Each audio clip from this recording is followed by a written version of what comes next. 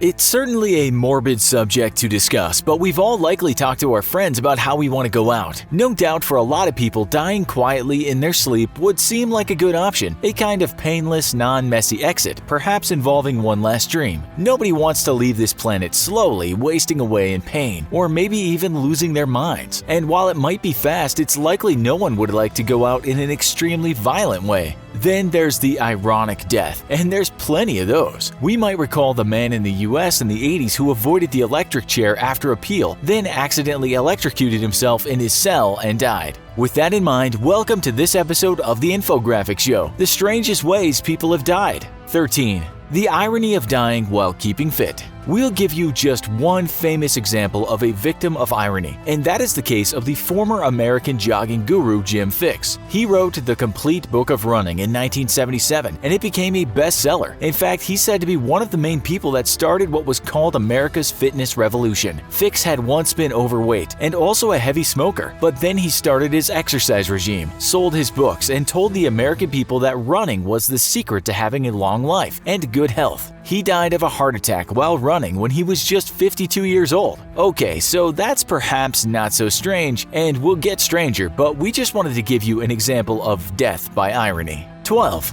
Death by clothing. You've all heard news media write stories about what it calls draconian laws or rules. This just usually means out-of-date laws or laws that seem way too strict or even brutal. We get this adjective from a Greek lawmaker called Draco. In Athens in the 7th century BC, this man created laws that were said to be unfair, or at least unfair if you were not part of the wealthy group of people. His harsh legal code could mean cruel punishments for even petty crimes. Nonetheless, it said he was popular at the time with the crowds, but in those days, the public did seem to enjoy watching blood being spilled. It said during one appearance in the Aeginetan Theater, the crowd wanted to show their adoration, so they threw their hats, cloaks, and shirts at him. But they went overboard, and it said Draco suffocated under the avalanche of clothing from his admirers. We should say that this is an old story passed down, so one might question how it actually happened. Maybe they meant to kill him, but we'll never know what happened that fateful day. 11. Death by proving that something is safe.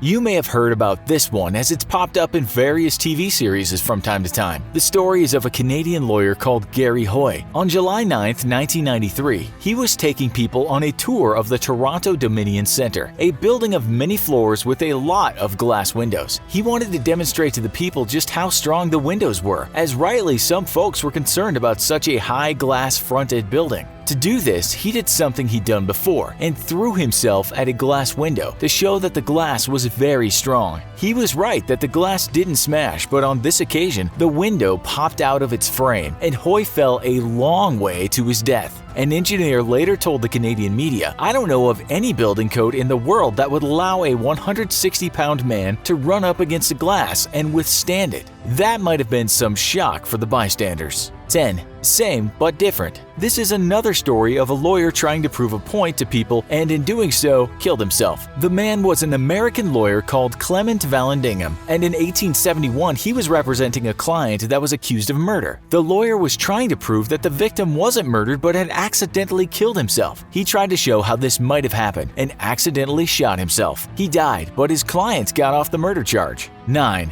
Death by beard. A tourism website in Austria tells us that people can visit the epitaph of a man called Hans Steininger. He was a mayor of Braunau in the 16th century and was well known for having a really long beard. We're told it was so long that if not tied, it would trail on the floor. One day, the poor guy was walking down the street and he tripped on his own beard, broke his neck, and died. To this day, his beard is kept in the local museum. 8. Death by banana. Slipping on a banana skin is perhaps the best known gag joke, and of course it doesn't happen very often. But searching online, we can find one death certificate from 1927 that did indeed blame a banana skin for the death of a man. The 74-year-old slipped and died in Tennessee. 7. Death by piano. If people do actually die from slipping on banana skins, do they also die by a piano falling on their heads? Well, someone actually investigated this, and that writer found at least one incident when a piano being pulled up a building had come crashing down on a person below. The website Straight Dope writes, in 1931 a piano was being hoisted up to a second-story window when a cornice broke free from the building, falling and killing a mover below. But perhaps the most famous piano death out there was that that of a strip club bouncer called Jimmy Ferrozzo. In 1983, at a club in San Francisco, he and his girlfriend had been making love on a piano that was connected to a hoist so it could be lowered down for performances and raised when it wasn't being used. This time the piano was down on the floor, but during the act of passion, one of the two accidentally hit the switch and the piano was pulled up. Jimmy was consequently crushed against the ceiling, but we are told his lover survived the incident. 6. Killed by a bird. We can actually find a few instances of people being killed by birds, but this one has to be the strangest and also involves a fair bit of karma. In 2011, a 35-year-old California resident called Jose Luis Ochoa was stabbed to death by a bird. The BBC writes that the man had been at an illegal cockfight and had taken with him a cock that had sharp spurs on its legs, which were more like little knives. The bird apparently turned on its owner and he suffered what the coroner called a sharp force injury. A police spokesperson told the media, "I have never seen this type of an incident." No kidding.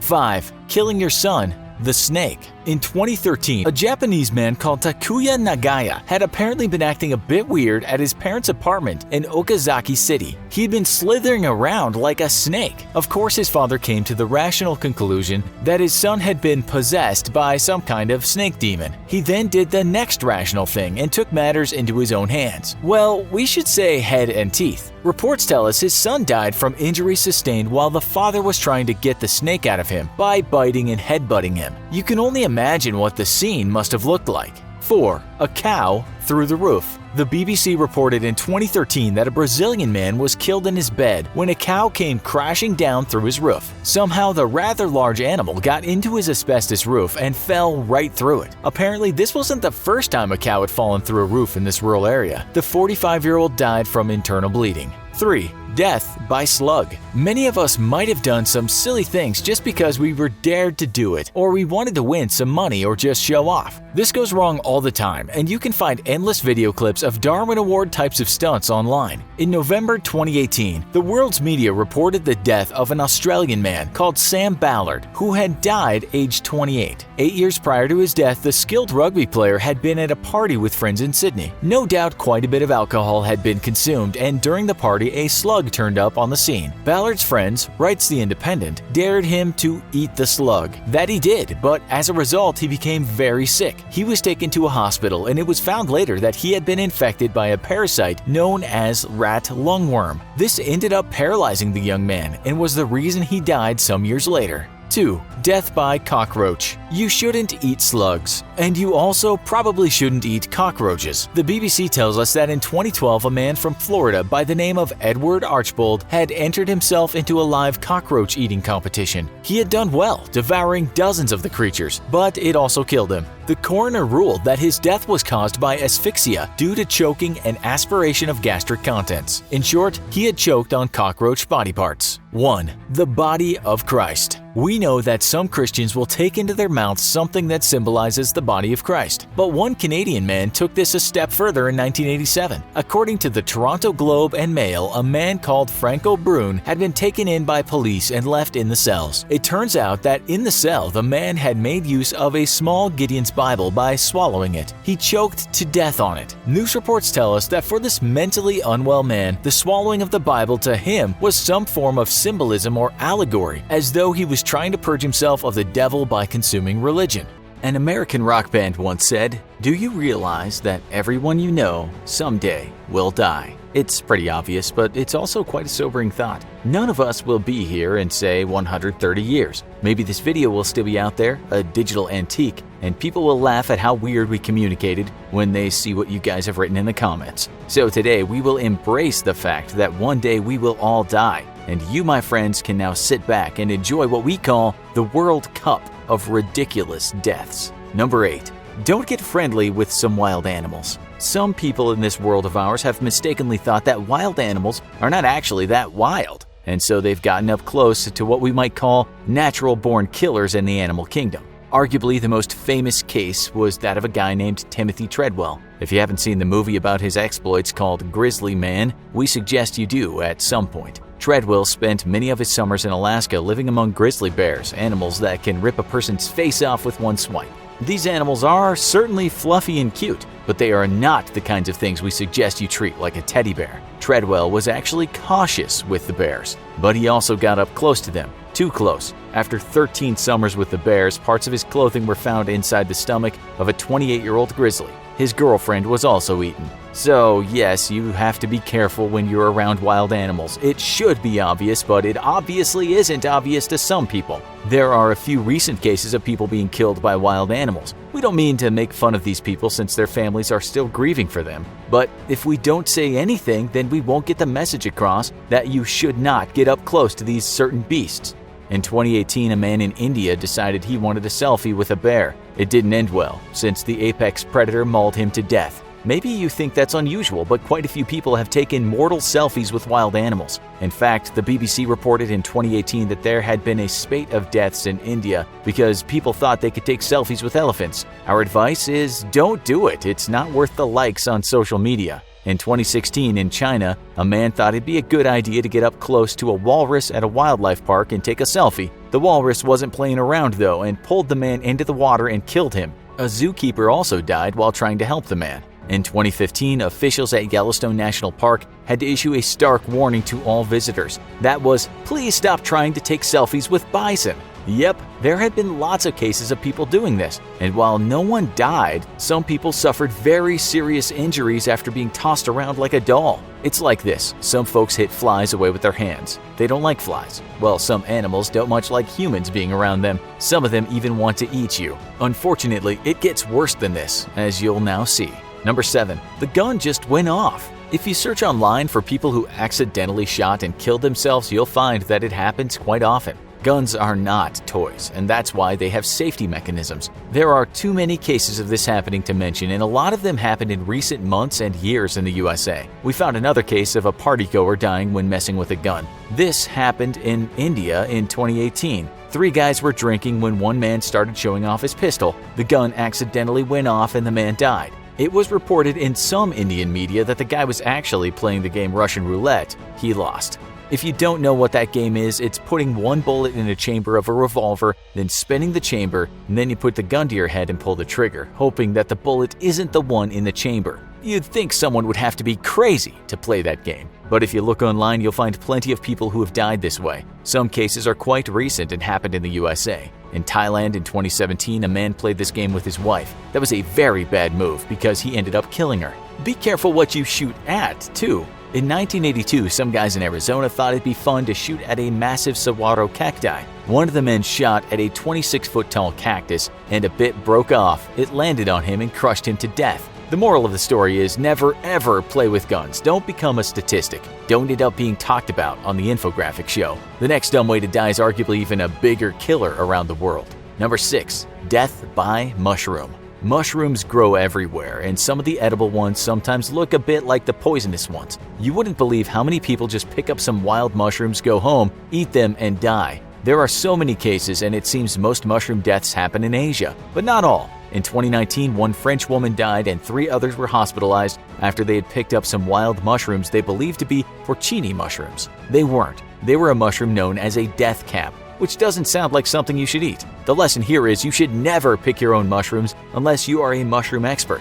There are lots of deadly mushrooms in this world of ours. These things have actually killed families and have injured or killed many people living in small communities. In 2014, 14 people in North Carolina became severely ill after eating mushrooms they had foraged. No one died, but they almost did. 3 of the people needed liver transplants. We found other cases in the 90s where people died in California after picking mushrooms they thought they could eat. The mushrooms again were the death caps. Death caps look like something you could eat, but they also look a bit like magic mushrooms, the hallucinogenic mushroom. Not too long ago, 4 men in the US became seriously ill after eating death caps. They thought they were going to get high and talk about the meaning of existence. Instead, they suffered severe liver damage. Okay, now to the realm of violent deaths again. This is not how you want to go. Number 5. Be careful where you swim.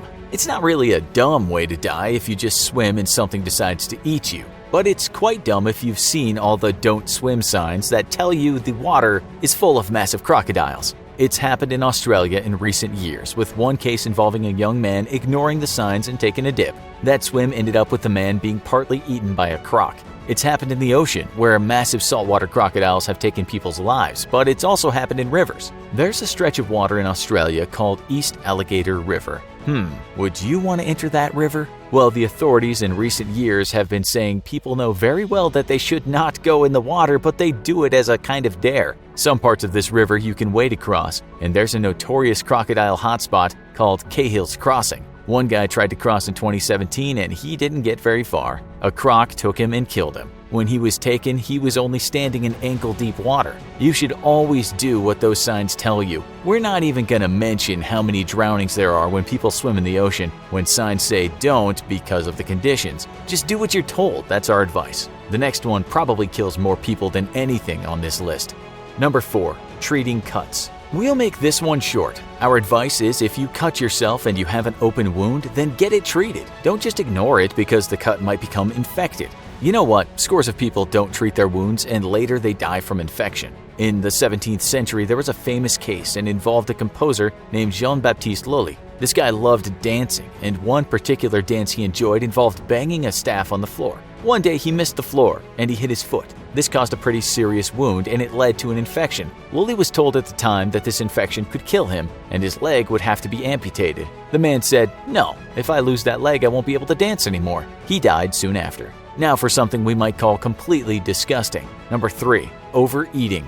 Yup, some people just eat too much in one sitting and die. There's an old Monty Python movie that features a man in a restaurant that eats until he explodes. And while that won't happen, people can die from consuming massive meals. It happened in the 18th century to Adolf Fredrik, the King of Sweden, aka the man who ate himself to death. In one meal, he ate lots of his beloved lobster, dishes of caviar, some sauerkraut, some smoked herring, and he washed that all down with lots of champagne. After that, he had a whopping 14 servings of semla served with a bowl of hot milk. Semla is like cream bun. The meal was in fact not far from what the guy ordered in the Monty Python movie. The king didn't explode, but he couldn't digest that much food and he died. You can die of a reputed stomach, something you might have seen in the movie called Seven. The Lancet reported a case in the 1980s of a slim London-based model dying because she ate too much. That publication said she had consumed a half pound of steak, 1 pound of liver, 2 pounds of kidney, 2 eggs, 1 cauliflower, 10 peaches, 4 pears, 4 bananas, 2 apples, 2 glasses of milk, 2 slices of bread, and 2 pounds each of grapes, plums, and carrots. It was just too much and her stomach ruptured, which means to burst. Death by eating too much has happened at eating competitions too. A man in California recently died while taking part in a taco eating contest. The guy who watched the contest and saw this man eat said it was like he'd never eaten before. He was just shoving the tacos down his mouth without chewing. The guy collapsed during the contest. It's thought he choked to death. There are scores of stories of people dying after eating too much. Look online and you'll find them. One particular guy might have seen the movie Cool Hand Luke, because in that movie Luke eats 40 boiled eggs for a bet. This happened in India and it involved 2 men. One guy bet his friend that he couldn't eat 50 raw eggs in one sitting. The man got to 41 and died. Doctors said his death was simply caused by overeating. The next on this list is the most surprising and disturbing. Too much of a good thing can kill you, and that good thing could be a certain vitamin. Yes, consuming too many vitamins can be fatal. There's a famous case of a bunch of explorers that had a terrible time on an Australasian Antarctic expedition. 2 men died after falling into a crevasse, and 2 other guys got lost. They survived by eating the dogs they had with them. The men got back to the base camp, but they both fell very ill, and one of them died. First, he became terribly sick. His hair fell out, his skin peeled off. He became delirious, and then he died. Doctors now say those symptoms were in line with vitamin A overdose. The vitamins apparently came from the dogs' livers. Those guys didn't have many options, but some people choose to get too many vitamins down them. In 1974, a health advocate in London decided to consume 70 million units of vitamin A in around 10 gallons of carrot juice over a period of 10 days. His skin turned yellow and he died. When you consume too many vitamins, you can suffer from something called hypervitaminosis. This can be deadly, and you can find instances of when it happened. You might get kidney damage and survive, but you might also give up the ghost. It happened to a 10-year-old boy in India in 2016. He was prescribed vitamin D supplements, but it was just too much and he overdosed. We found more recent cases in the US when people died after consuming too much vitamin D. In some cases, it's the doctors who are dumb, not the consumers. But we don't want to scare you from getting your essential vitamins, just don't go crazy. And for this last one, you're gonna see that many young folk die every year from doing one stupid thing. Number 1. deadly deodorant. Okay, so we all want to smell good, but you should know that people have died from using too much deodorant.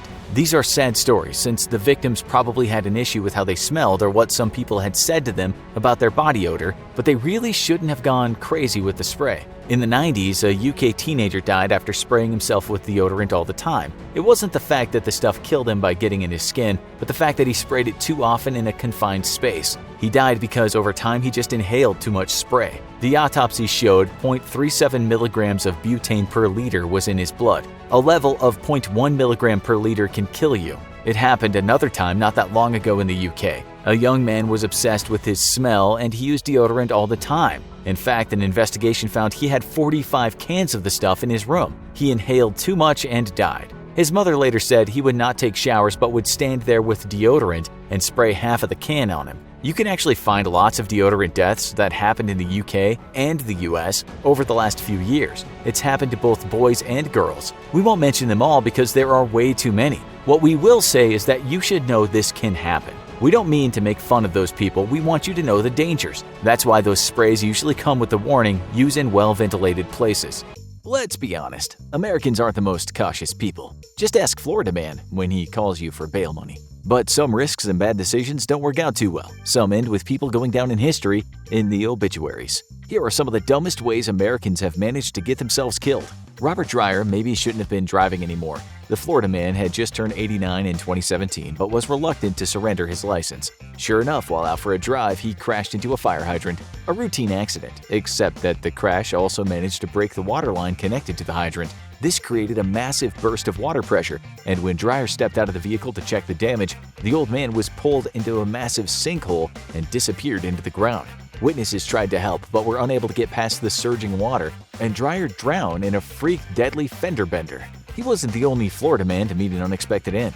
Salvatore Disi was trying to service a helicopter in Hernando County, Florida in 2019. The stubborn aircraft needed to be jump-started, and Disi needed a boost to reach the parts. He decided to use a power cart to reach it, a ground support device used by those loading airplanes and getting them ready for deplaning. His strategy worked and he was able to get the helicopter working, only for the rotors to move up and down unexpectedly just as he reached him, knocking Disi's head clean off and bringing a sudden end to the 61-year-old airport worker's career and life. This next plane-related death was even more unusual. It was a packed football game between the Jets and the Patriots in New York's Shea Stadium in 1979, and the halftime show had an unexpected surprise for fans. The Electronic Eagles, a radio-controlled plane group, was putting on a show of pilotless model planes that could engage in dogfights.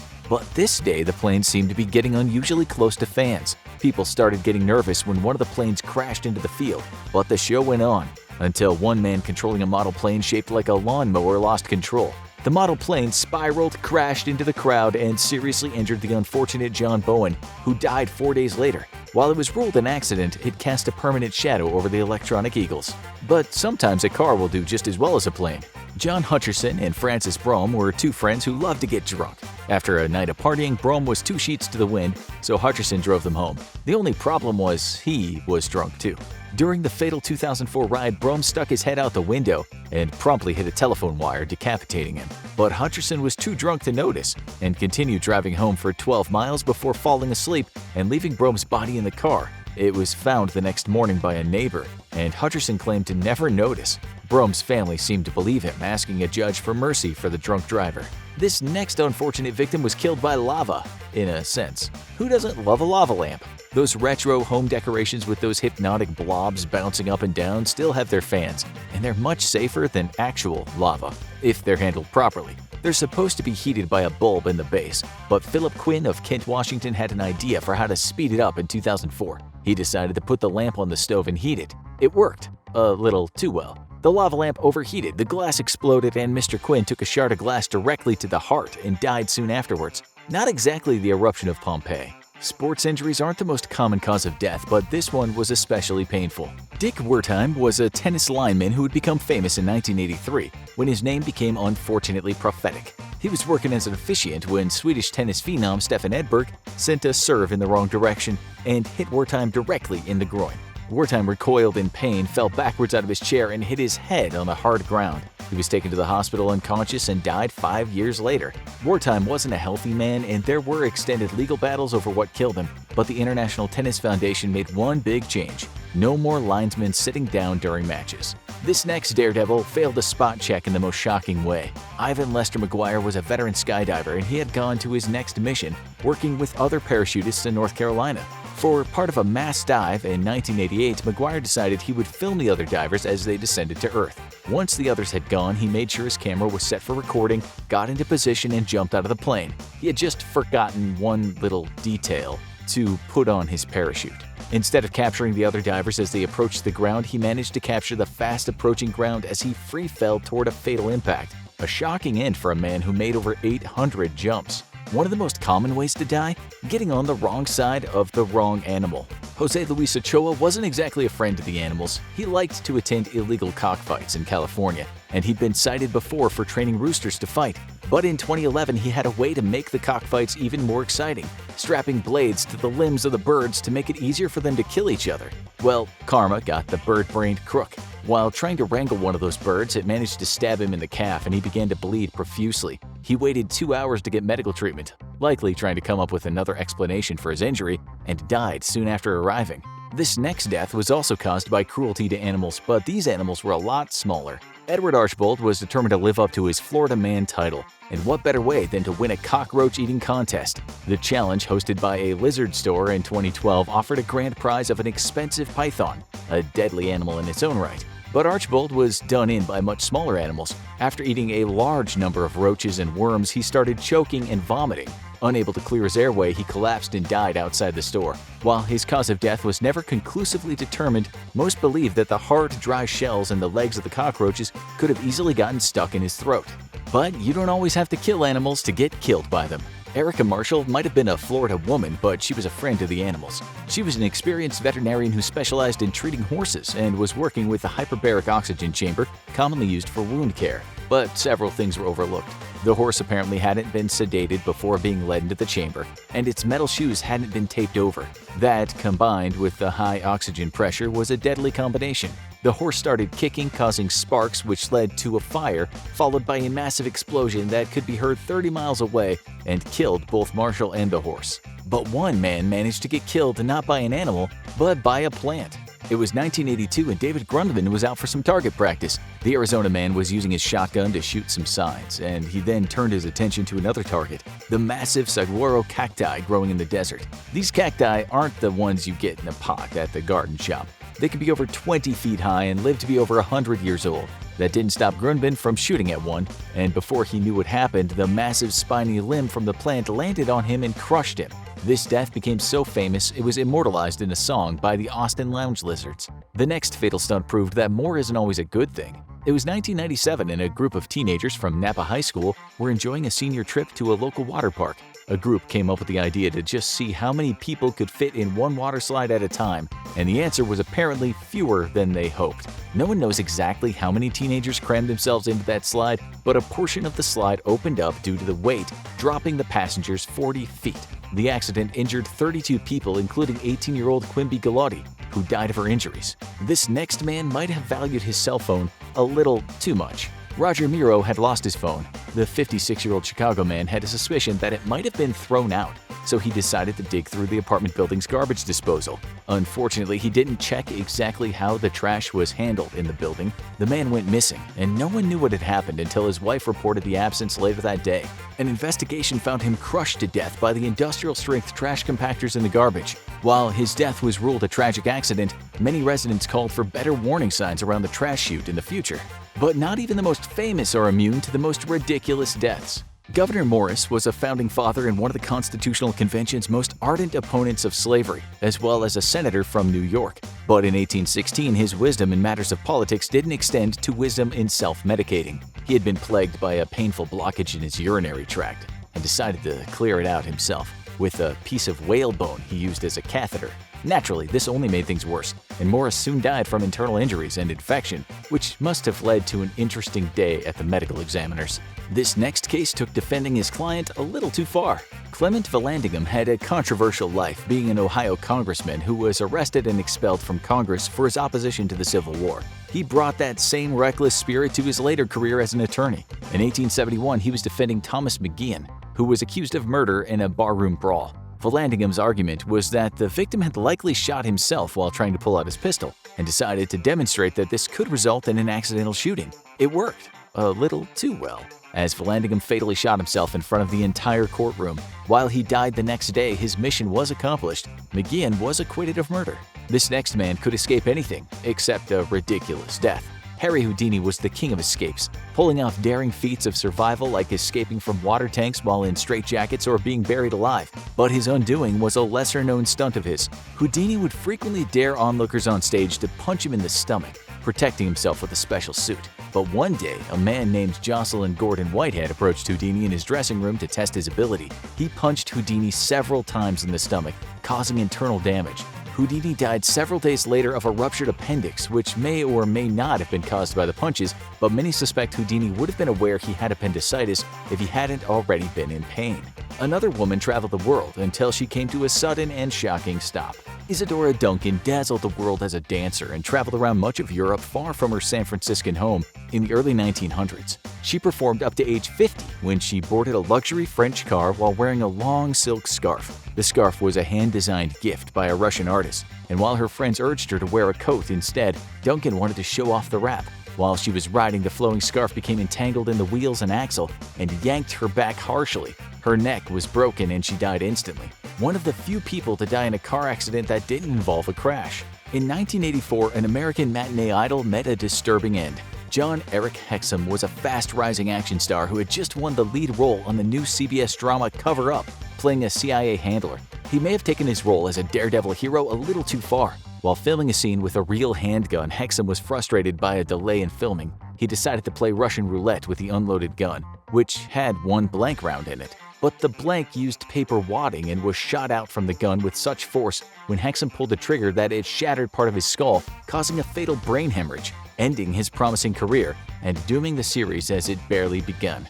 But some ordinary people died in such dramatic ways that they became celebrities. Michael Godwin was awaiting execution for murder when he got a lucky break. His attorney was able to get his sentence reduced to life in prison, but the convict was getting a little stir-crazy and decided to do a little do-it-yourself repair. He wanted to watch some television, but his earphones were broken. While trying to repair them, he bit into a wire while sitting on the toilet and wound up electrocuting himself as the metal toilet and water hit him with a fatal shock. Looks like he wound up getting the electric chair after all. Let's hope this next case won't start a trend. Gender reveal parties are the hottest new trend, and some people are going well beyond a cake with pink or blue center. Pamela Cremeyer was attending a celebration in 2019 when her family members unveiled the centerpiece, an umbrella filled with gunpowder that would create a shower of sparks in the color of the gender reveal. But the rookie gender reveal engineers miscalculated and the umbrella went off like a pipe bomb instead, hitting the 56-year-old Cremeyer in the head with a piece of metal and killing her instantly.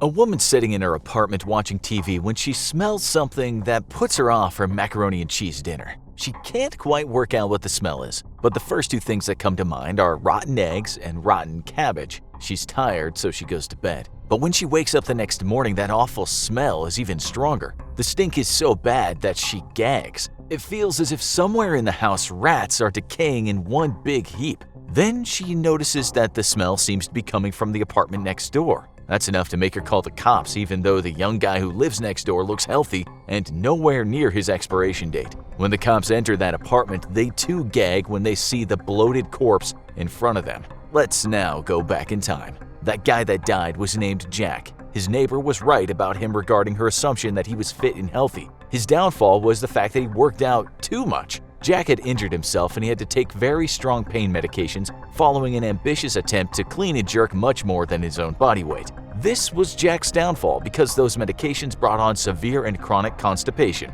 Jack put up with it as best he could, but over time his large bowel extended because of such a large buildup of feces. This led to compression in his chest cavity, and that resulted in him dying from sudden cardiac arrest. We know this because a pathologist performed an autopsy on him. We'll soon get back to that autopsy, but first, let's have a look at Jack's last gasp of air in this world. When Jack's heart failed him, what happened next was his brain didn't receive the blood flow it needed to function. He passed out, and after a few minutes, something called global cerebral ischemia happened. That's the term used for when the entire brain isn't getting any blood flow. Then Jack experienced something called brain death. He checked out and there was no coming back. He jerked around a bit, but that was just the last bit of brain activity performing its last dance.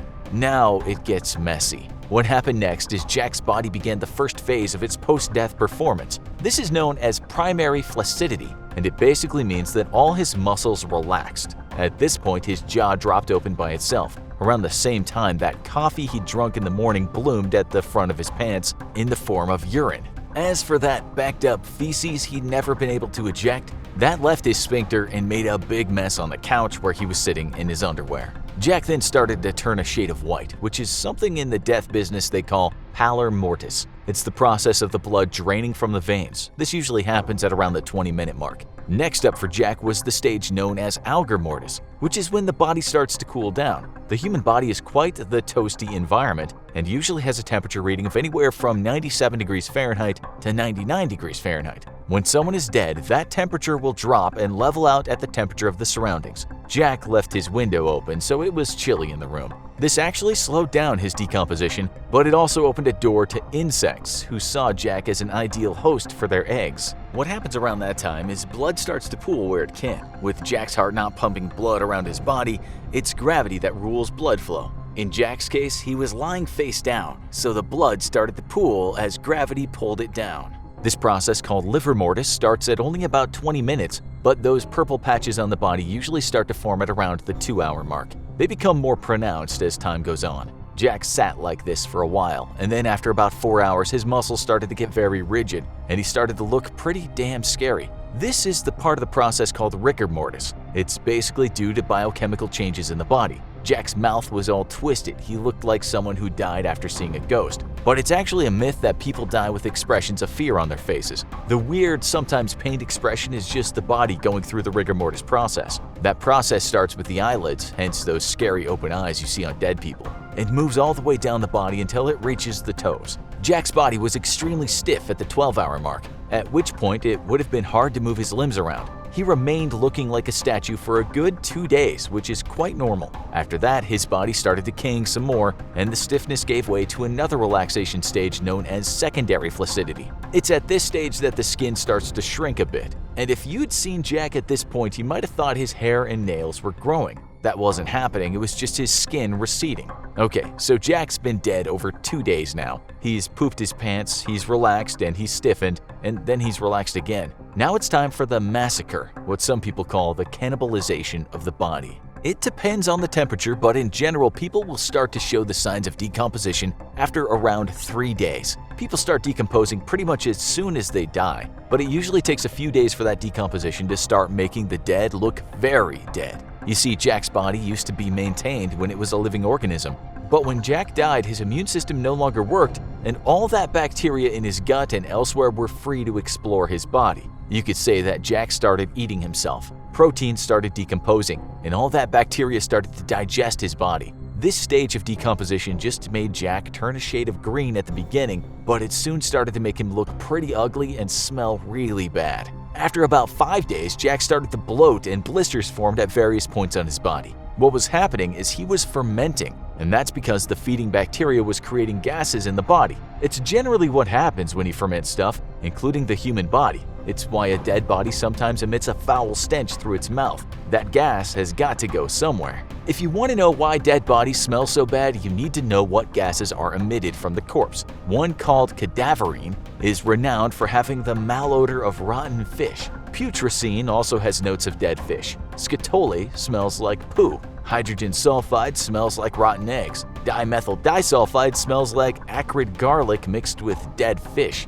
And methane thiol has the distinct smell of rotten cabbage. Altogether, this medley of gases makes dead people not the best folks to have around as housemates. After around 12 days, parts of Jack's body were turning black and those terrible smells were worsening. This is about the time that his neighbor first noticed the stench. What the cops found at the scene was what's known as an unattended death. These can be viewed as suspicious deaths, so the first thing law enforcement wanted to know is if natural causes were to blame. Only around 5% of deaths in the US require an autopsy, and Jack was one of those. The medical examiner received Jack's body along with notes written by people who'd seen him in his apartment. The note said he was sitting on the couch and that there was nothing at the scene that suggested foul play or suicide. The pathologist also had information about Jack's medical history, so he saw that Jack had been prescribed strong painkillers. This was a big deal, of course. The examiner then got to work. externally going over the body from head to toe to look for anything that could suggest the cause of death. There was nothing remarkable to see there, so the examiner opened Jack up after cutting him from his sternum to his pubic bone.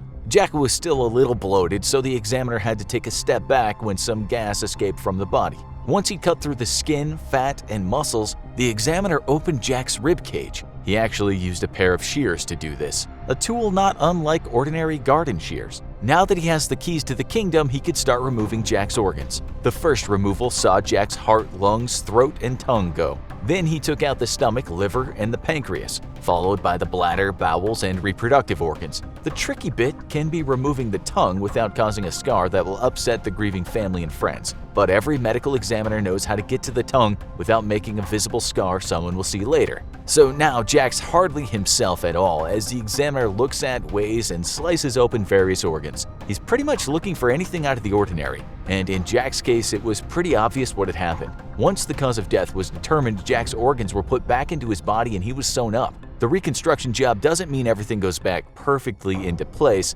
far from it. But an examiner will put the organs close to where they came from. In some cases, the organs may be kept for research, or they might be cremated if the family gives their consent. All we can say is that Jack got his back. The examiner signed the death certificate and completed the form so Jack could be buried. It must be said that because Jack had spent quite a lot of time decomposing on the couch, he looked pretty rough, even for a corpse. Now we come to the funeral home where Jack will spend a little bit of time before his big day. The first thing that happened there was the spa treatment. This consisted of washing the body and making sure all his limbs were lying in the right place. Jack didn't need much limb massaging because the rigor mortis stage had already passed. His eyelids were then closed with glue and his jaw was wired shut. After a little bit more tinkering with his mouth, he was made to look as though he was resting in peace. Next up was the embalmment, which consisted of removing Jack's blood and pumping him full of chemicals to preserve his body. After that, Jack's abdomen was drained, as was his chest cavity, and once that happened, the embalming chemicals were pumped in. The last thing was to make Jack look presentable to those who'd see him in his open casket. So makeup was used to give him more of a glow than he had when he went into the funeral home. His hair was styled, his nasal hair cropped, and his nails were cut. He was then dressed and placed in a coffin ready for the big send-off. Ashes to ashes, dust to dust, and Jack was in the ground. What next? The answer is a lot of waiting. If Jack had just been left to rot above ground in the open air, things would have been different. There, he would have been feasted on by insects, and within a matter of weeks, he would have very likely become a liquefied mess. It's a different story 6 feet under, embalmed, and housed in a wooden box. How a person will decompose depends on a lot of factors. Those factors include what kind of coffin someone's sealed in, the environment in which the coffin is placed, and also the body of the person that has died. After just a few weeks underground, Jack no longer had any kind of greenish complexion and instead, he had dark brown tint to his skin. That nice suit he wore to his own funeral was hanging off him after a few months, and once a year had passed, there wasn't much of it left. This doesn't mean that the suit was badly made, but that the suit was being degraded by the fluids coming out of Jack. 10 years have now passed, and Jack is now on his way to becoming human soup, which isn't a very good look for him. Things could have been very different. Some bodies have been exhumed after many years and they didn't look too different from when they were buried. You just don't know what you're gonna get when you open a coffin that's been dug up. For instance, if the body is buried in very dry conditions, it could mummify, which is probably a nice outcome if you're an exhumer by trade. It might take years, but there's no getting away from the fact that one day we will all become a skeleton if we're not specially preserved. So that's the story of Unlucky Jack. But it's also partly the story of most people on this planet. We all have the same ticket for the same destination, although none of us know when our bus is due. September 1999, a woman is driving home from a birthday party when a drunken high school student plows into her car. With her legs trapped under the dashboard, flames begin to lick her face, and soon much of her body is engulfed. How much did that hurt? This is what one of the first paramedics who arrived on the scene said. She was screaming and wailing, an almost inhuman sound I'd never heard another person make. So, dying in a burning car is sure to be up there as one hell of a painful death. But as you'll see today, dying isn't always so horrific, even when you get shot, stabbed, or die from a disease. Just so you know, that woman survived. Her name was Jackie Subarido, and she appeared on Oprah in 2003 to talk about her new life. She spent 10 months unconscious after the accident, and when she woke up, she saw that the fire had melted the flesh over much of her body. She died in 2019 from cancer, which is a terrible disease we'll get to later. When it comes to biting the dust in a fire, the best you could hope for is suffocating on the hot gases, which is something that happens to most people who are in fires. If the flames do touch the skin while the person is conscious, the pain is excruciating until they burn through the nerves. That's the painful part, downright excruciatingly painful. That's when you might make a sound that's been described as unholy. For instance, when a woman named Catherine Hayes was burned at the stake in England in 1726 for killing her husband, she was supposed to be strangled first. It didn't quite go right, and an observer remarked that the air was filled with her cries and lamentations. So, dying by burning, not a great way to leave the planet. Also, thankfully, not a very common way to die. The World Health Organization wrote that throughout the globe, around 180,000 people die each year as a result of burns. Burning in a car crash is classified as an accident death, of which there are many forms, but the form we know you're interested in is going down in a hail of bullets, or perhaps succumbing to just one bullet. Imagine the scene. You're walking down the street with a friend and suddenly you hear gunshots. As sometimes happen, you're caught in what's called a crossfire. The next thing you know, you're down on the floor with your buddy clutching your stomach. Thing is, he's crying out in pain and you don't really feel anything. But it is you who's going to die, and he'll be the one to survive to tell the tale. As law enforcement officials have pointed out, when it comes to being shot, you can get hit in a dangerous spot and survive, and hit in a non-lethal spot and die. Also, a slight injury can cause much more pain than a severe injury. It's all about the internal damage and, of course, how fast you get help. For you, you'd feel just like this gunshot survivor said, like a very warm, liquid is just running down my chest.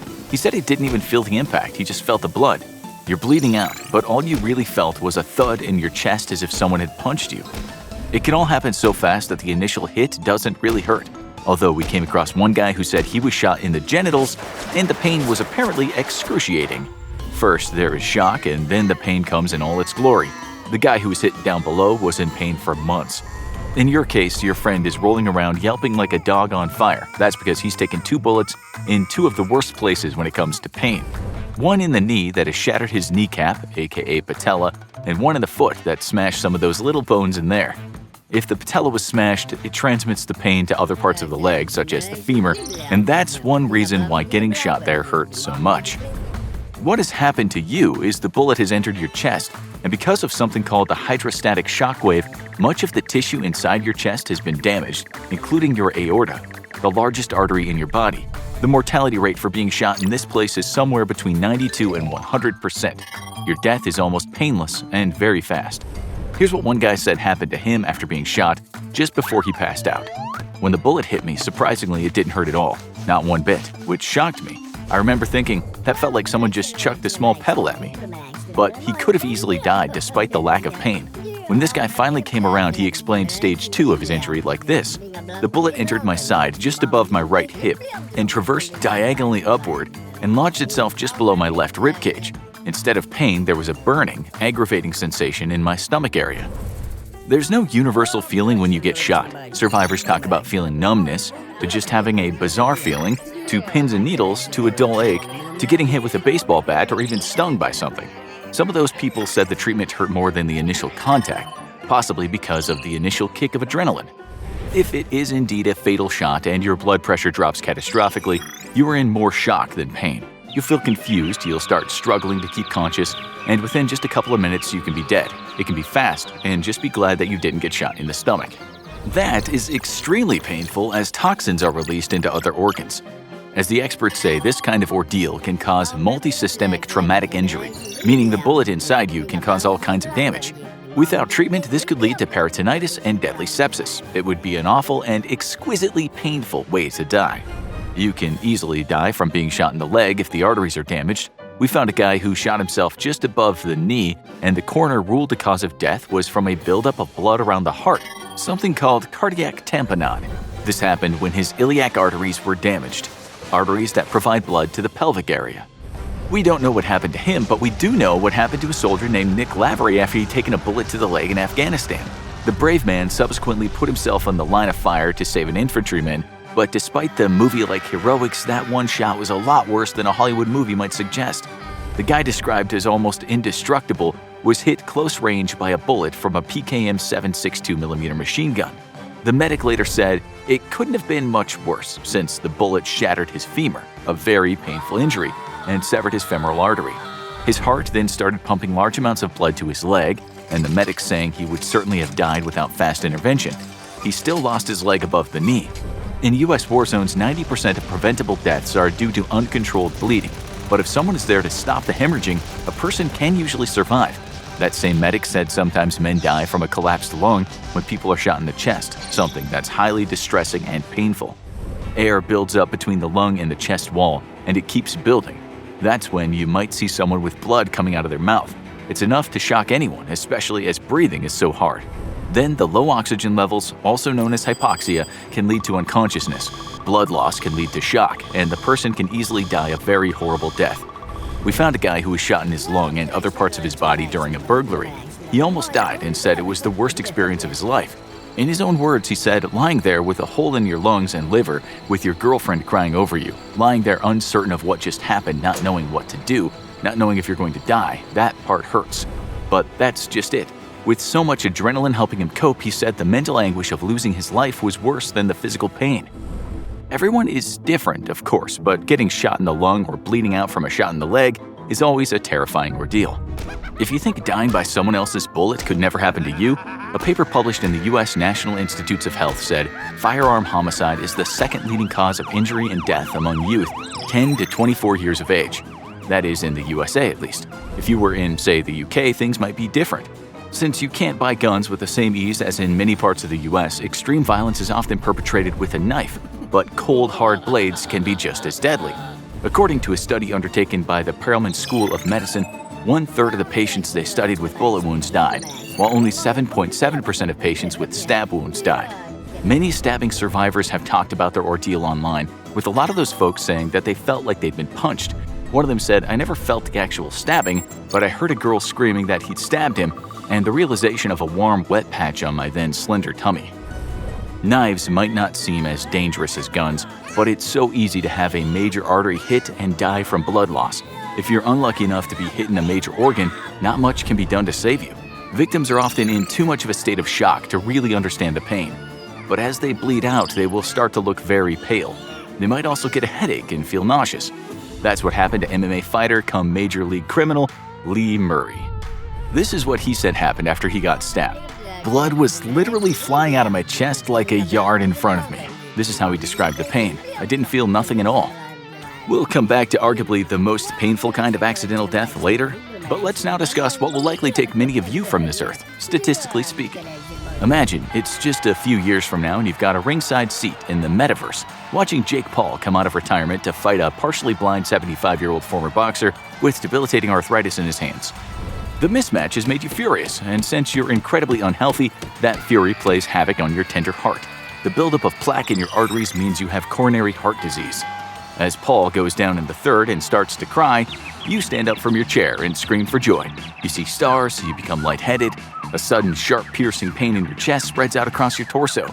You, my friend, are having a heart attack, aka myocardial infarction. People have explained the feelings as a fullness in the chest or like someone sitting on your chest. It often comes with pain that's been described as uncomfortable to intense. Britain's NHS writes that some people might not feel much at all, maybe just some dizziness or indigestion. A few people feel no pain at all, although they're often very old or diabetic. Most of the time, this doesn't lead to cardiac arrest, which is a sudden loss of heart function due to electrical disturbance. But with you, it has. Since you're at home and not in the hospital, you have less than a 10% chance of survival. You fall to the ground and die. Game over. That wasn't so painful, was it? There are many ways cardiac arrest might happen, not just when you have coronary heart disease. In some very rare cases, a jellyfish sting can lead to cardiac arrest, or perhaps when a person has gone too far with certain drugs. Let's stick with drugs. In 2021, the CDC wrote, "Drug overdose deaths in the US top 100,000 annually." That was more than falls and traffic accidents added together. It's sad to say that drug overdose deaths have been going up and up in the US for years now.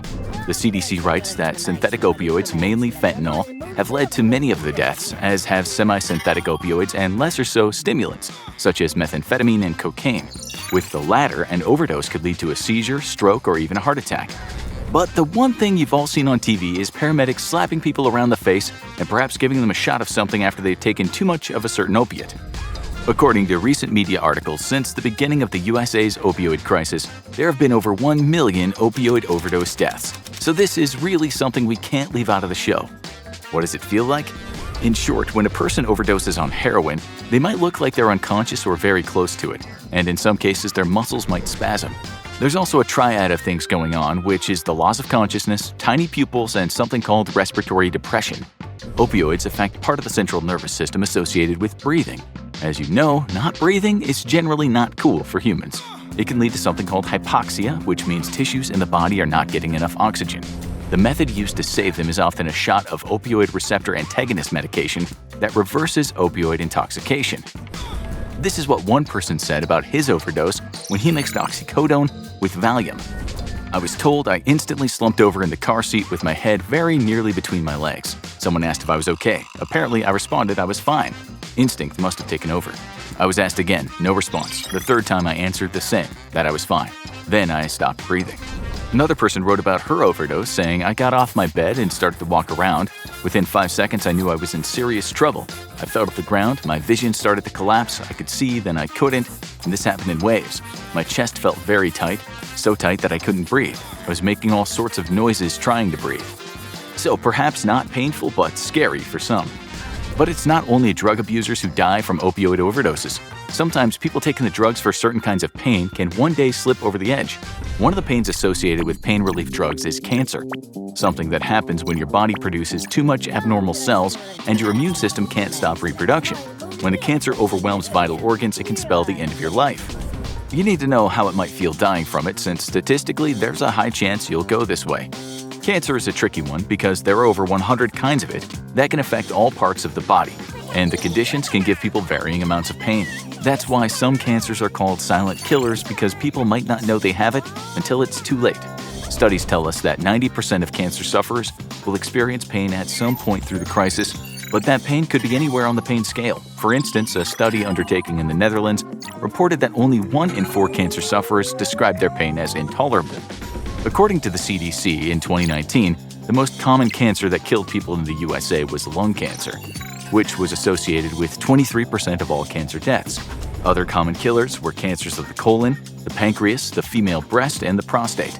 The problem with lung cancer is that it can indeed be a bit of a silent killer, with many people finding out they have it when it's already progressed. Sometimes the person might have a constant cough, or lung infections that come back. Sometimes chest pains when the tumor presses on the nerves. They might also feel nothing and be dead in 2 weeks. A woman who was diagnosed with breast cancer said this about her pain. "Initially, I did not have any pain, but noticed the lump first. It was 6 centimeters in diameter, so it was big enough to see when I looked in the mirror. But within a week, I was in a lot of pain." It's hard to say how much pain the person will be in, and it's just as hard to say when they'll die. But as time passes, if the cancer cells cannot be beaten, the person can be bedbound, and in the later stage, they might not even be able to talk. If any of you have been at someone's bedside during the final stages, you might have seen that the person wasn't screaming out in pain. In many cases, they just seem to drift out of life, although pain medications could have been administered at that time. This is usually happening as the person could be at the stage that's called pre-active death. This is usually just a week or a few weeks before they die. After that comes active death, which happens in the days and hours before death. In active death, the blood pressure will drop. Breathing could become shallow, and the person might not be able to be awoken. At some point, the person will make a sound known as the death rattle, which means it's lights out. If you've seen someone in active death, you'll know it's not easy to understand their pain levels since they're only half there. With that in mind, dying can be a very complex process, but it can also just be plain bloody horrible, as you'll now see. In 2014, the Washington Post wrote that because of terrorism in part of the Middle East and a subsequent refugee crisis, thousands of people were at risk of dying from an excruciating death. That death was not having food or water. You've all been thirsty before, some of you so thirsty that the water might have seemed like the most wonderful thing the world has on offer. There's good reason for this. It is. As you may know, our bodies are made up of around 60 to 70% water, some of which is lost each day from urinating, sweating, and breathing. When you're severely dehydrated, the water in your cells is transferred into the bloodstream, and this makes those cells shrink. When the cells in your brain shrink, that beautiful and complex organ doesn't work very well. This is why people who've gone without water have gone somewhat delirious. Another organ, the kidneys, will start to shut down because of this lack of water. That means they won't do their job of getting rid of all the waste products in the blood. Soon, all the organs in your body will start to shut down.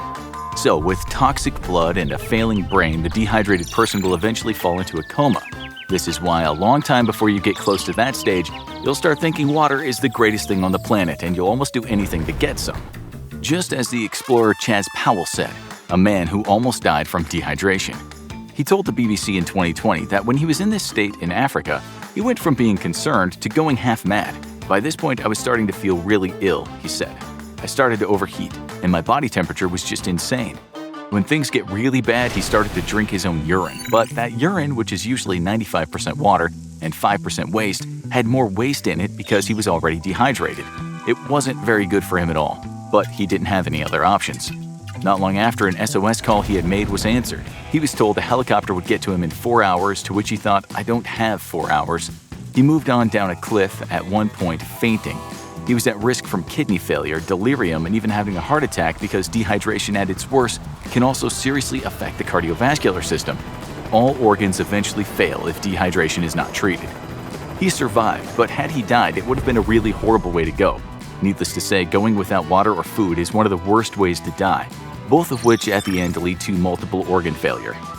We can't imagine that something like starving to death could be anything but horrific. This is why during great famines, some people have turned to cannibalism out of sheer desperation. With starvation, your body literally starts eating itself. Once the fat's gone, it starts taking the muscles, and after that, the vital organs are affected in a bad way. It's hard to say just how long it takes because everyone is different. But an article in the British Medical Journal mentioned a bunch of hunger strikers who were stopped somewhere between 21 and 40 days because the people who were starving were on death's door. The cause of death is often disease, since without food the body's immune system can't function properly. This is a very slow death, and while the pain might not be acute, the long process must be extremely difficult. Just to give you a real-world example, one person said this about his lucky escape from starvation. Very painful, very terrible way to go. I wouldn't wish it on anybody. The World Health Organization said throughout the world heart disease is the biggest killer, but in second place it had stroke, so we think we should have a look at that. Stroke kills close to 6 million people in the world every year. It happens when your brain does not get the blood supply it requires, often because of a clot in an artery. And with a lack of oxygen to that brilliant organ, things can go terribly wrong very fast. According to world-stroke.org, around 13 million people every year will have a stroke. But there are a lot of survivors. Unfortunately, many people that will have a stroke are left with profound disabilities, often with affected speech or even paralysis. When the stroke is termed catastrophic, well, the person might lapse into a coma that they never come out of. But what we want to know is, does it hurt dying this way? People who've arrived at the hospital after a stroke are very confused, although they don't usually scream out in pain. They might have slurred speech, the loss of some bodily functions, or they might have a facial droop, but they don't seem to be hurting all that much. Here's an example. A guy named Doug Tapking said he was waiting for his steak in a restaurant in California when things started to get weird. His friends told him he was mumbling. In his own words, he said, "My right arm came up without any trouble, but my left arm was limp at my side. So I reached out and grabbed my left arm at my wrist, I kind of pulled it up to my chest level. And I let it go, and it just immediately fell into my lap. At that point, I vividly remember saying to myself, oh crap, I'm having a stroke." But for others, it can indeed be very painful. A woman named Mari Mendenhall said the pain was so intense, it felt like an explosion in her brain. She, like many stroke victims, had some fairly serious disabilities to deal with after. In conclusion, you could die from a stroke and not feel that much pain. Your sweet life could be over before you had much time to think about pain. Now for two more things that come very high on the list of how you might die. They are chronic obstructive pulmonary disease, or COPD, and liver disease. These two get a special mention because the death is usually very gradual. They might also be the result of some not-so-great life choices, such as smoking for many years or habitual boozing for breakfast. With both these diseases, the problem is when they're at the most severe stage, they often affect your well-being to the extreme. With COPD, your lung capacity might be so low that it's very hard to breathe. This can also be very painful because it makes the lungs blow up and creates a lot of pressure on the chest wall, as well as the spine and the diaphragm. The son of a man that died from COPD said at one point in time all his energy was spent just trying to breathe. So yes, dying slowly from this might cause significant pain, but close to the end, the person would usually be in hospice and loaded with drugs. As for liver disease, people get non-alcoholic liver disease and alcoholic liver disease. We tend to think of the hardening of the liver, or cirrhosis, happening mostly to people who drink a lot, but the majority of people get it from inherited conditions, obesity, and infection. This is one of the world's biggest killers. It's another one of those silent killers too, because often people don't feel pain until they have a severe form of cirrhosis. We looked at the British Liver Trust Forum in the UK, and people there said things like, "Don't read the internet, because you'll end up thinking you'll be dead in a minute." Many of those people said sometimes they had pain where the liver is, but many said they didn't suffer from much pain. But in the end stage, 82% of people will feel pain, usually the chronic kind. Sometimes the liver damage causes fluid retention, and that can enlarge the spleen, causing pain in the abdomen.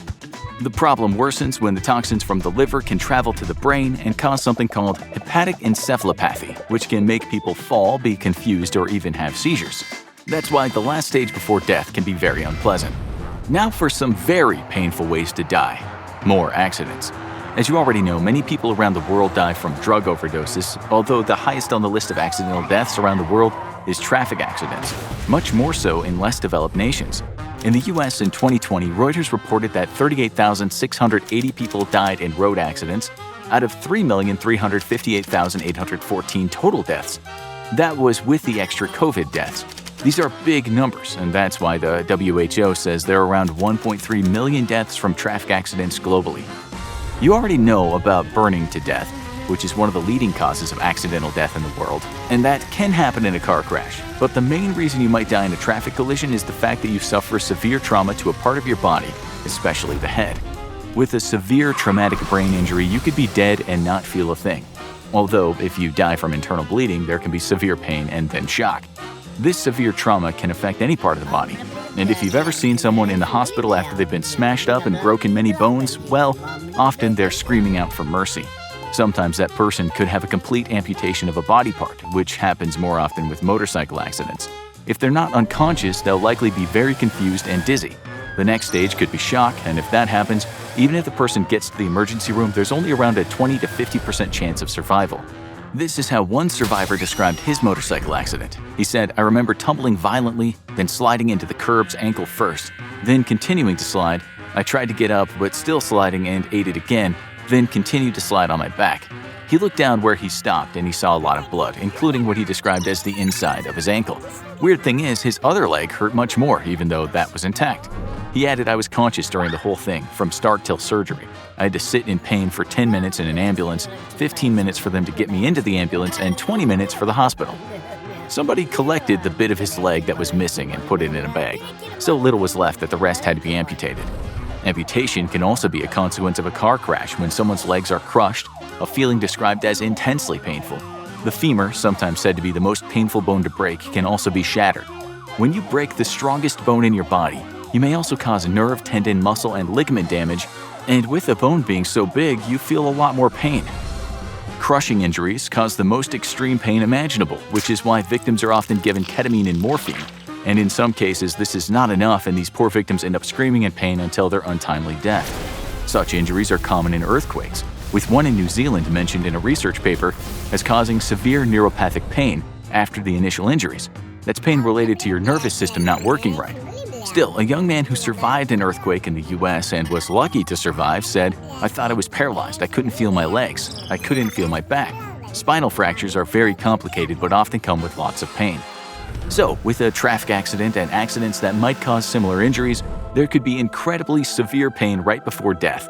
But it might also be over before you know what's happened. The next way to die, we think, is about as bad as it gets, for a very short time at least. When it comes to accidental deaths around the world, drowning kills a lot of people. The WHO reported in 2019 that 236,000 people drowned to death in the entire world.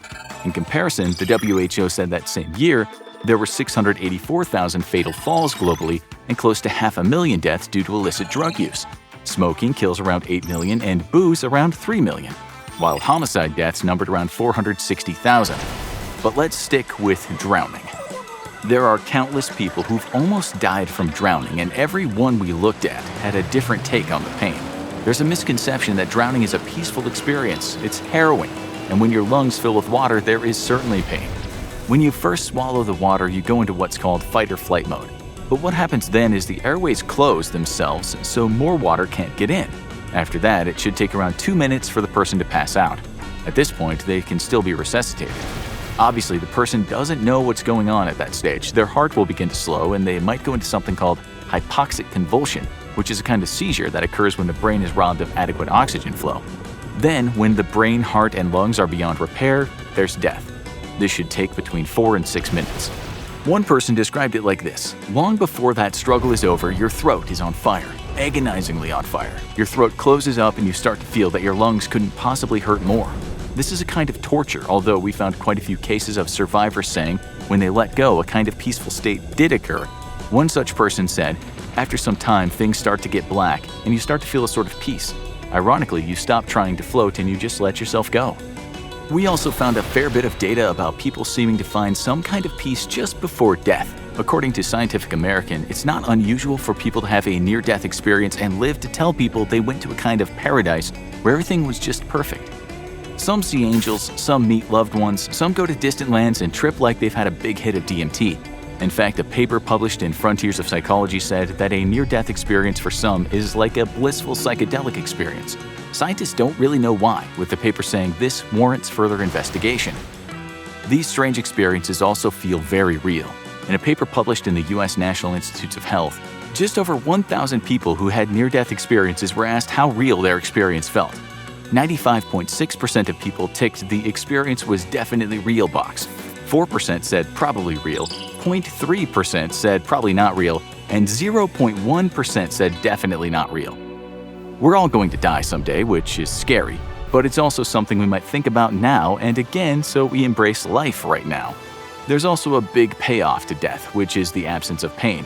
Let's hope when we go, it's not just blackness we experience at the edge of life, but what this person experienced. I found myself in a meadow, mind cleared, identity intact. The meadow was lit with this glorious radiant light, like no light I've ever seen, and a gentle inner glow shone from each and every plant. Here's a riddle for you. What do you get when you cross a large number of burly Russian soccer fans and a hideous escalator that's seemingly been possessed by the same malevolent spirit in that car horror movie Christine? We're not going to give you the answer just yet. First, we want you to hear what's happened to other people when they've been on the wrong end of an escalator. Maybe after you'll be able to make an informed guess. Escalators don't exactly look very nice. They're like sets of jagged teeth that enter into an abyss and come back just as angry. Get bitten or even swallowed by those teeth and you're in for one hell of a ride. But let's start with something not teeth-related. An escalator was to blame for the 1987 King's Cross fire on the London Underground. What people didn't know is an escalator in that station had been collecting a lot of fluff and other stuff underneath it for many years. With escalators, especially back then, things slipped down the sides and in the cracks. We aren't talking about a few hairs and some little bits of paper from discarded tickets when we say things. It was later stated there were 19,400 pounds of waste under the main carriage, much of it highly flammable. On top of that, these were the odd escalators with wooden steps. A person dropped a match after they lit up a cigarette. A fire started. That turned into a deadly conflagration. Superheated gas carried the flames, which in turn heated the many old layers of paint on the walls. The escalator now looked like the stairway to hell. The place went up so fast it was impossible for many people to escape. 31 people died and 100 were injured, some very seriously. Just so you know what it felt like for some of the survivors, one of them later said a police officer was shouting, "Get out! Get out!" It was really turning panicky. One guy told the BBC he was in a state of shock when a fireball came hurtling toward him. He said, "I could hardly walk and was screaming in pain very, very loudly." Here's how being burned usually goes. The flames first burn the skin, which causes extreme pain. Then the nerves are burned through, but that's not enough to kill a person outright. But then their skin tightens, even enough to strangle someone. The trauma might cause the person to pass out by this stage, especially if the fire engulfs them. The flames damage the respiratory tract, and because a person can't breathe, they die. Even if they survive, they often die days after because the damage is irreversible. Pathologists in burning cases often state the cause of death was a multi-system organ failure. Those that didn't get eaten up by the flames died from smoke inhalation. People don't even have to have one small burn to die from this. According to the Nation Library of Medicine, smoke inhalation by itself has a mortality rate of 10%. The fatality rate for burns with smoke inhalation is 30 to 50%. It depends on certain factors though, how much smoke, age, and the health of the victim. The good news is if you were trapped in a tunnel and inhaled a lot of smoke, you would fall unconscious very quickly, usually within a few minutes. Death would also be rapid. Now for something as nightmarish as you can imagine, and it happened in 2015 in China. A woman was approaching the top of an escalator with her child. Staff were waiting at the top because they knew a panel after someone steps off was loose. It seems that the staff told the woman something was wrong, but had she known just how wrong, she would have run back down the escalator with her kid in her arms. When she got to the top, she pushed her son forward over the panel. He was home safe. She wasn't so lucky. As she stepped onto the panel, it opened like a gaping mouth, swallowing her. Her entire body disappeared into the guts of the machine. Her husband later said there were no warning signs at the escalator, nobody telling her to step off.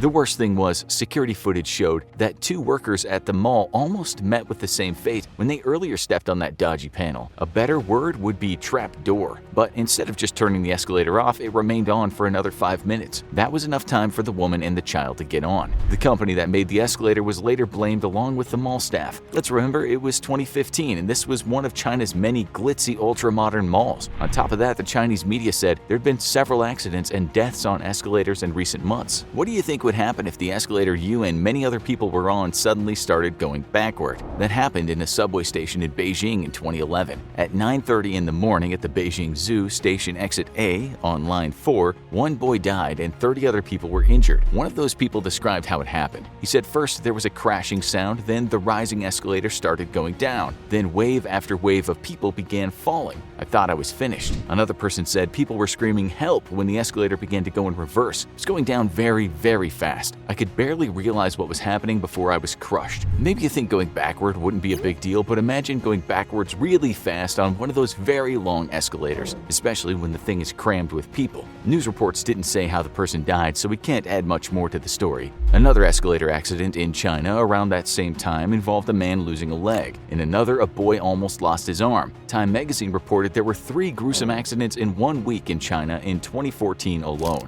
That year in China, there were 49 escalator accidents and 37 deaths. So many Chinese citizens were scared after reading all the reports that many of them started taking some weird precautions on escalators. However, some were in jest to make a statement about the lack of safety. Maybe you think, China. It's not exactly a country renowned for its impeccable health and safety standards. Such an accident, you think, wouldn't happen in the good old US of A. Think again. The U.S. National Institutes of Health says there are about 10,000 injuries on escalators in any given year in the U.S. Many accidents involve old people, with more women than men. With younger people, the distribution between men and women is pretty equal. But get this, in 50% of the male cases, alcohol intoxication was involved. Impeccable health and safety standards are no match for the unadulterated stupidity of some young American men. In that report, we could find skull fractures, hip fractures, knocked out teeth, busted up ribs, bashed in faces, but no deaths. We could, however, find one recent story in which a boy died after falling from an airport escalator in the US, but the escalator was not at fault. The boy shouldn't have been allowed to climb on the thing. It goes without saying that if young folks grab the rail, the ride upwards is an exhilarating experience for them. But as a warning to parents or future parents, just remember that the fall back down can cause what the media called major trauma to the head. Here's more advice for parents. In 2017, there was a report about a girl getting her hair stuck in an escalator in the Philippines after bending down to pick up a toy.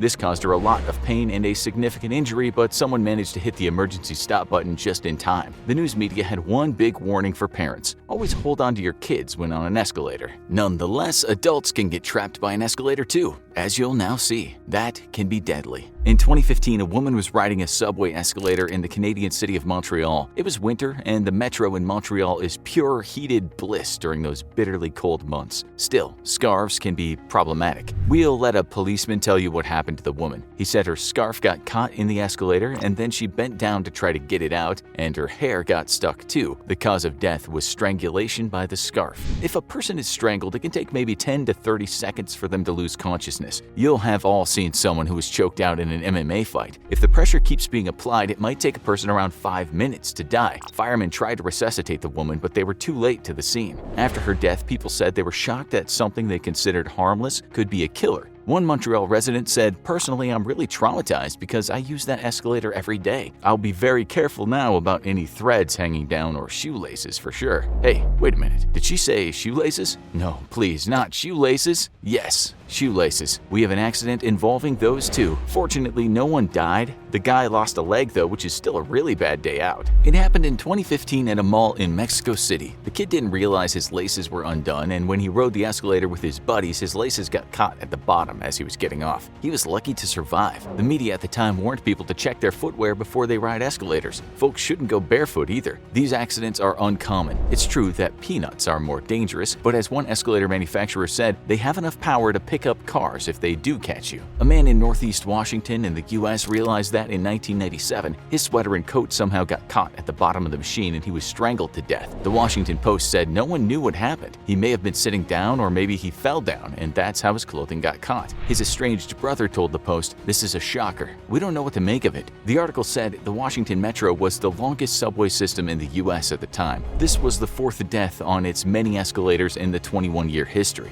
A spokesperson for escalator safety said about such accidents, "We can only do so much. After that, common sense has to take over." 2 previous fatalities also involved items of clothing getting caught and victims being strangled. In one case, the drawstring of a girl's coat caused the strangulation. In another case, the news just said a woman's clothes were caught. The autopsy report stated that she was intoxicated at the time. In yet another case, a guy was electrocuted when he touched the lights next to the escalator. Drunk accidents aren't common, but they have happened. In 2013, a 42-year-old man choked to death after his clothing was caught on an escalator in downtown Seattle. The media later said the man was seen drinking a bottle of brandy and staggering around. He apparently fell backward when riding the escalator. He didn't or couldn't get back up, so was carried down to that vicious little part at the front. It was game over after it grabbed his shirt. We're not sure if all the drunk accidents happen in the US or if other countries either don't report such deaths or their news reports don't get much Google love. We found yet another case of a drunk guy being killed on an escalator in the US. This happened in the Bronx neighborhood of New York City in 2018. His shirt got caught and he was dragged down. A bystander told the press he was at the top. "I saw the blood. His head was split open. All you see is this guy sprawled face down." The news report said he'd been drinking, allegedly. As for drunken escalator surfing, of course that happens, especially in America, where doing daft and dangerous stuff for attention is a national sport. In 2007, a drunk guy did that on a Las Vegas Boulevard overpass that stretched between the MGM Grand and the New York. He rode the rubber wave for about 4 feet and then was wiped out by 8 previously imbibed tequila shots. He lost his balance and went over onto the sidewalk where he broke his neck. Now for possibly the most macabre death today. In 1963, an elderly woman was riding the subway in St. Petersburg, Russia. We don't know many details because we can only find one source, but we know her shoe heel first got caught. Then she bent down to retrieve it, but it seems the machine then snatched her hair. The report said her head became wedged between 2 steps of the moving stairs. She died as a result of the injuries. As for those soccer fans, after hearing what you've heard today, what do you think happened to them?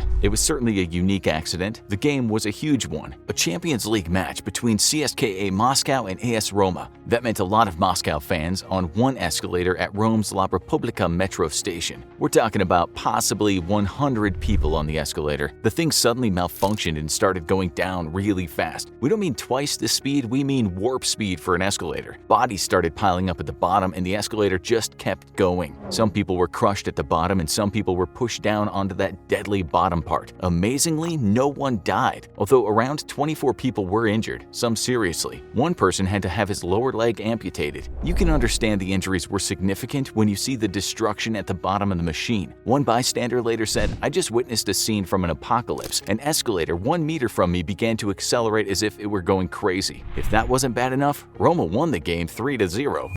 Florida man has had some crazy escapes, usually with the police in tow. But every streak has to come to an end. Today we'll pay tribute to those fearless Florida men and women who are no longer with us. It's time for Dumb Ways to Die, Florida edition.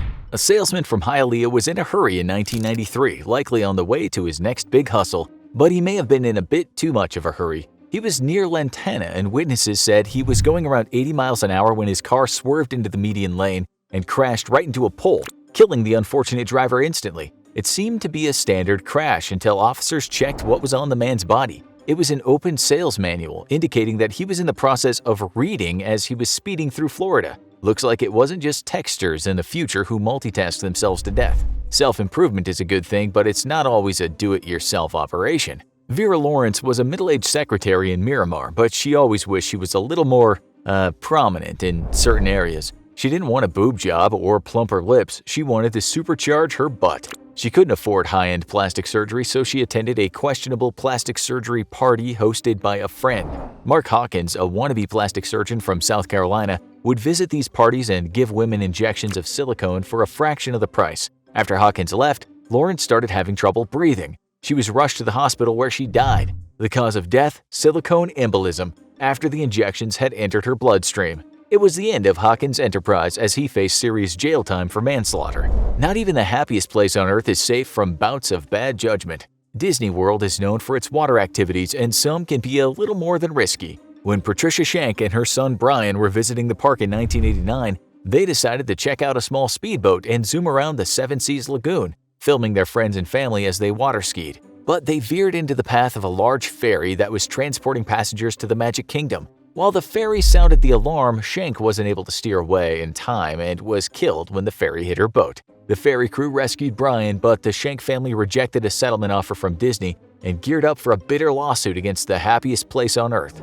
Sometimes pride goes before a fall. Molly German was a former gymnast in high school, but she hadn't gone professional. Still, she thought she was pretty flexible. And while staying at a hotel with a friend in North Fort Myers, she decided to put that to the test. She called out her friend and yelled, "Watch to see what I can still do," and jumped up to the railing of the second-floor balcony. She proceeded to do a handstand on the thin railing and lost her balance and plunged to the hotel patio below. She was killed instantly, and police ruled out foul play. It was just a simple case of a gymnastics move that might have looked pretty cool but was in the worst place possible. Sometimes when you gotta go, it's best to hold it. Sean Paul Montero liked to party, and he had enjoyed a wild night at Pompano Beach Bar in 2008. But he forgot one critical detail before he left the bar. He didn't visit the little drunk's room before getting in his car. His first bad decision was driving drunk, but that wouldn't be what would get him on the list. As he was driving home, nature's call hit him hard. He pulled over at the side of the I-95 freeway and decided to urinate, only to find that freeway traffic didn't make for a great bathroom.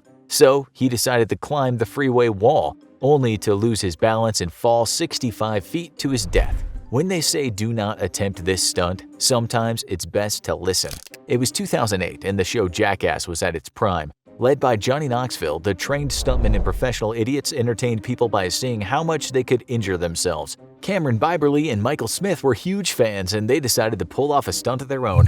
Biberly would ride in a shopping cart and hold on to Smith's SUV while Smith drove and picked up speed. But as they started their stunt, they hit a bump in the road, a literal one, as the cart's wheels hit a speed bump. The cart overturned, Biberly went flying, and his head fatally hit the parking lot. Smith wound up being sentenced to 4 years in prison for manslaughter, something that never happened on Jackass. They weren't the only daredevils to meet a bad end. Kleeman Plaza in Tallahassee was a tall structure, serving as a multi-level parking garage, and to a young man named Brian, it looked like the perfect place to relive some past glory. Brian was known amongst his friends as a daredevil, and previously that had been used for good when he saved a friend from drowning. But by 2004, his thrill-seeking had taken a dark turn, especially when he fell in love with reality TV shows about dangerous stunts. And when he saw the banister at the parking garage, he saw his opportunity. But he wasn't just gonna slide down it. Instead, he boasted that he would do a running leap onto the banister to begin his high-speed slide. Instead, he sailed right over the banister and into the gap, plunging 52 feet to his death. His friends were saddened, but not shocked. One even said that this wasn't the craziest thing Brian had done. When it comes to strange deaths, it takes all kinds. The death of Brian Loudermilk was a mystery. He was found in a specially dug ditch with his SUV wheel parked on a board over his chest. Loudermilk had died from the pressure on his chest, but how? An investigation of his wife Stephanie gave the detectives some clues, and it led them to an odd corner of the kink world. It seems Brian and his wife had been involved in making crushing videos sold on the black market, where Stephanie would step on small wild animals like mice,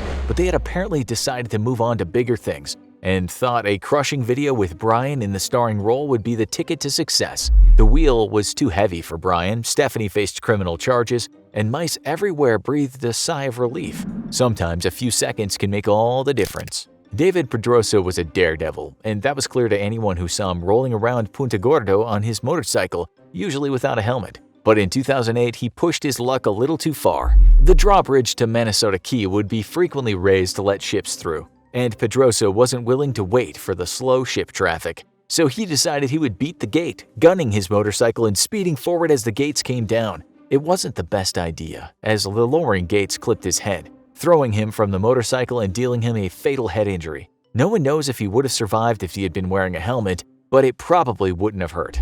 When you race traffic, traffic usually wins. It was 2008 when Cami Caruso hit the jackpot, winning tickets to a show of her favorite musicians, the Dave Matthews Band. She invited her friend Megan Thompson to join her, and they went to the Ford Amphitheater, only for a massive thunderstorm to derail the performance. The girls were soaked and seeking shelter, but they didn't want to wait for the bus to get to the casino across the road. They decided to test their luck with multiple lanes of heavy traffic on Interstate 4. The young women raced across the highway only to be hit by a car. Then that sent them flying into another lane where they were hit by several more cars fatally. Sometimes just getting wet is the smartest option.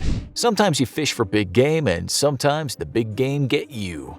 Gary Cagle loved the water. The avid fisherman and freediver was regularly searching for a big catch near the Florida Keys, but he didn't always stick to the law. Goliath groupers are a protected fish, but that didn't stop Cagle in 2006. He used his spear gun to pierce the fish's skin, only to be surprised by just how big and strong it was. The fish bolted, yanking Cagle along with it. He got tangled in the wire, and that's where his second mistake came in. He had forgotten to bring his knife. Unable to get free of the line and trapped underwater, Cagle eventually drowned. His body was found a day later, still tethered to the dead grouper, who no doubt became a legend among other fish for the day he reeled in the big one.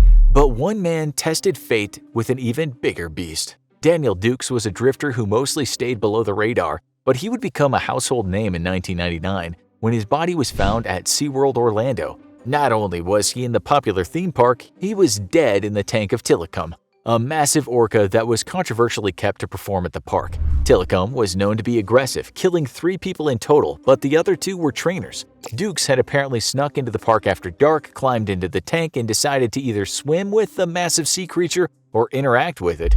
The incident wasn't caught on camera, and what brought Dukes to this point is unknown, but getting up close and personal with an orca with a body count will rarely end well. And not even the famous are immune from dumb ends. Roy Halladay III was an acclaimed baseball player for the Phillies and Blue Jays and one of the most dominant pitchers of the day. But he was also troubled, and after retiring in 2013, he went down a bad path. He was piloting a single-engine plane around the Gulf of Mexico when it crashed, despite air traffic controllers not getting any distress signals from Halladay before the accident. It brought an end to the legacy of a talented ball player, but the post-crash autopsy revealed some disturbing things. Not only was Halladay's bloodstream full of multiple drugs, but he had been pulling off risky acrobatic maneuvers just above the water. He eventually climbed too high, the plane lost speed, and began one final free fall into the water. We return to Disney World for this next high-altitude death. It's not uncommon for people to get sick on Disney rides, including Splash Mountain. The themed flume ride takes you through several drops before plunging you down a massive chute, but one tourist handled his upset stomach in the worst way possible. Feeling ill, he decided he would get off in the middle of the ride, with dozens of log flumes moving through the massive mountain at high speed. Sure enough, only seconds after he hopped out of his log to try to find the emergency exit, he was struck by another one coming down the pipe and fatally wounded. But no one made a worse decision at high altitudes than this last couple. It was 1991, and a mysterious accident had just occurred at Rainbow Lake in Florida. A small Piper aircraft had just crashed, killing its male pilot and his female passenger, who was also trained in flying. The plane had showed no sign of mechanical failure, but the explanation for the crash would soon become clear. Nakedly clear. When the cockpit was opened, the 2 deceased were found half naked and not wearing their harnesses. Apparently, they had decided to join the Mile High Club while flying, with fatal consequences. At least when people do it in the airplane bathroom, it won't take down the whole plane. London, England, the month of May, 1536. Anne Boleyn, the second wife of the bloodthirsty King Henry VIII, has been accused of adultery, incest, and treason. The accusations are no doubt made up so Henry could be done with her and remarry, but justice in those days was in short supply. In prison, Anne is at times hysterical but sometimes calm, waiting for the word. Will she lose her head or be burned at the stake? Her friend and ally Archbishop Thomas Cramer informs her that it'll be the former, the lesser of 2 evils. May 19th, 8 a.m., dressed in a dark gray robe of damask and covered in a mantle of white ermine fur, she's led to the scaffold. I take my leave of the world and of you all, and I heartily desire you all to pray for me, she says at the end of a moving speech. She's blindfolded. She waits, kneeling, facing the floor. Her head is severed from her body by a swift blow of a Frenchman's sword. Did she die in an instant? Or for a few seconds did she remain conscious? Did she make a face and try to speak after her head was no longer attached to her body? That's what some witnesses said. Could it be possible? Today we're going to talk about all kinds of forms of decapitation, but we'll start with the express version, such as the way that the 36-year-old Anne Boleyn went. Okay, so we need to tell you about Mike. aka Miracle Mike. He lost his head in the USA in 1945 and he lived on for another 18 months. Mike was a chicken whose brainstem remained intact and whose blood clotted after his beheading. He survived due to the position of the brain in a chicken's head and the fact that his executor sliced his head at a certain angle. Because of the remaining brain, he could control his movements and his breathing and heartbeat were regulated. This could never, ever happen to a human, but we thought we'd tell you about the animal on record that has survived the longest after being decapitated. In view of today's show, we might ask how long a human is conscious after the act. Has a head ever fallen into a basket or landed on a scaffold and looked up at the blue sky and thought, damn, I won't see that again? It's hard to say, of course, because it's not as if scientists are presently doing decapitation tests on humans. They have, however, tested on live rats. They've cut off rodents' heads and then measured the electrical activity in their brain. It turns out the rats might think for a few seconds while their head is not connected to the body. In one study, the brain signals were lost after 17 seconds, although the researchers said consciousness was gone at around the 4-second mark. They also noticed something else. That was one last surge of activity after about a minute. They called this the wave of death. It's generally thought that the brain activity also may last 3 to 4 seconds after a human is decapitated, but there have been instances where people have reported that the headless person seemed alive for longer. Take the case of a Frenchman who was a convicted murderer and guillotined in 1905. This is what the doctor wrote. I was able to note immediately after the decapitation, the eyelids and lips of the guillotined man worked in irregularly rhythmic contractions for about 5 or 6 seconds. I waited for several seconds. The spasmodic movement ceased. The face relaxed, the lids half closed on the eyeballs. The doctor, shocked, shouted the man's name, Longhi, only to see his eyelids open once again and look right at him for a few seconds. The question is, was that the wave of death? There are other reports of so-called lucid decapitation. One involved a car crash in the US that happened in 1989. An Army veteran saw his friend die, and not only that, his buddy had been decapitated. He later remarked, my friend's head came to rest face up and from my angle upside down. As I watched, his mouth opened and closed no less than 2 times. The facial expressions he displayed were first of shock or confusion, followed by terror or grief. If this is true, if humans can think after they lose their head, then being decapitated has to be one of the weirdest ways to die. Being beheaded by an executioner at the top of his game, someone with the right tools, may not actually be the worst way to die. But the fact is, beheading can be a very messy business. We might take, for instance, the execution of Mary, Queen of Scots on February 7, 1587. She was taken to the scaffold, and while knelt down, the executioner asked for her forgiveness for what he was about to do. She said to him, I forgive you with all my heart, for now. I hope you shall make an end of all my troubles. He did, but his form was off that day. After she uttered her final words, into thy hands, O Lord, I commend my spirit, he struck with his axe. He missed his mark, her slender neck, and instead hit her in the head. She was certainly not dead since she moaned in pain. The second blow was on target and killed her, except bits of stubborn sinew hung on and he had to cut through that. Finally, he grabbed her head, held it aloft, and shouted to the crowd, God save the Queen. To make the spectacle even worse, the beautiful auburn hair he was holding turned out to be a wig, and Mary's head fell with an unceremonious plop to the floor. Her head, adorned with only short gray hair, rolled onto the ground in front of the shocked witnesses. One of them swore he saw her lips move. We don't know exactly how long she lasted after that first wayward blow, but you can understand that being beheaded by a bad executioner was a pretty unpleasant experience. It gets worse. A lot worse. It would be an understatement to say that the beheading of Margaret Pole, the Countess of Salisbury, was a bit of a botched job. Margaret was accused of being a traitor and was locked up in the Tower of London by the prolific lady killer Henry VIII. She denied she'd done anything wrong and even scribbled a poem on her cell wall. It started, for traitors on the block should die, I am no traitor, no, not I. The poem fell on deaf ears and off to the chopping block she went. He hacked and hacked at her neck, missing most times, sometimes hitting her in the back, sometimes hitting her head. It said it took 11 blows to finish her off. One witness later said that the person with the axe was a wretched and blundering youth who literally hacked her head and shoulders to pieces in the most pitiful manner. Maybe it was hard to get the staff in those days. Maybe he was an intern, or maybe Margaret just made his job difficult. Another account says that she refused to lay her head in the block and that she moved around during the blows while telling the executioner to do his best in the circumstances. It states, she ran about the scaffold and the executioner followed her with his axe, aiming many fruitless blows at her neck, before he was able to give the fatal stroke. In any case, it was a brutal death. Beheading shouldn't have lasted too long if the executioner's tool was sharp and he had good aim. The tools back then were usually a heavy sword, but bearded axes were also sometimes the weapon of choice.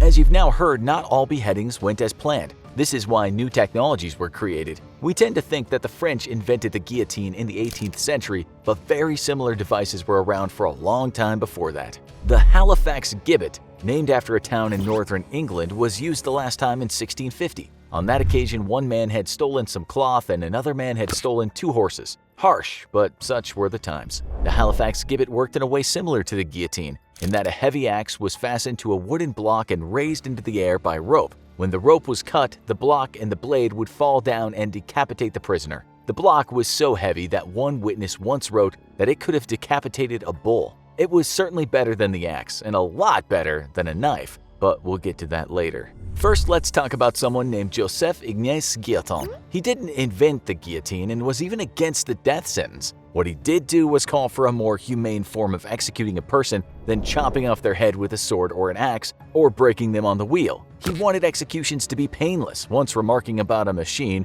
that would cut off your head in the twinkling of an eye and you never feel it. Indeed, the machine invented that would get a lot of use in France had a blade and connecting weight that weighed around 176 pounds. This fell from a height of 14 feet, and the person it fell on had his head secured by a round frame called a lunette. It was so good at what it did that it was hailed as the execution that never fails. Only a century or so earlier, executions were supposed to be a long, drawn-out spectacle that crowds could enjoy. People were slowly broken on wheels, or they were pulled limb from limb by horses, and they were supposed to suffer unimaginable pain. The guillotine, or the national razor as it would be called during the French Revolution, was reliable, fast, and more humane. Believe it or not, in the 21st century there have been people that have called for the introduction of the guillotine in the US. J. Chapman, who created the 3-drug protocol in 1977 that's now used for lethal injection, said in 2007 that the guillotine was the simplest form of execution. He said, "I'm not at all opposed to bringing it back.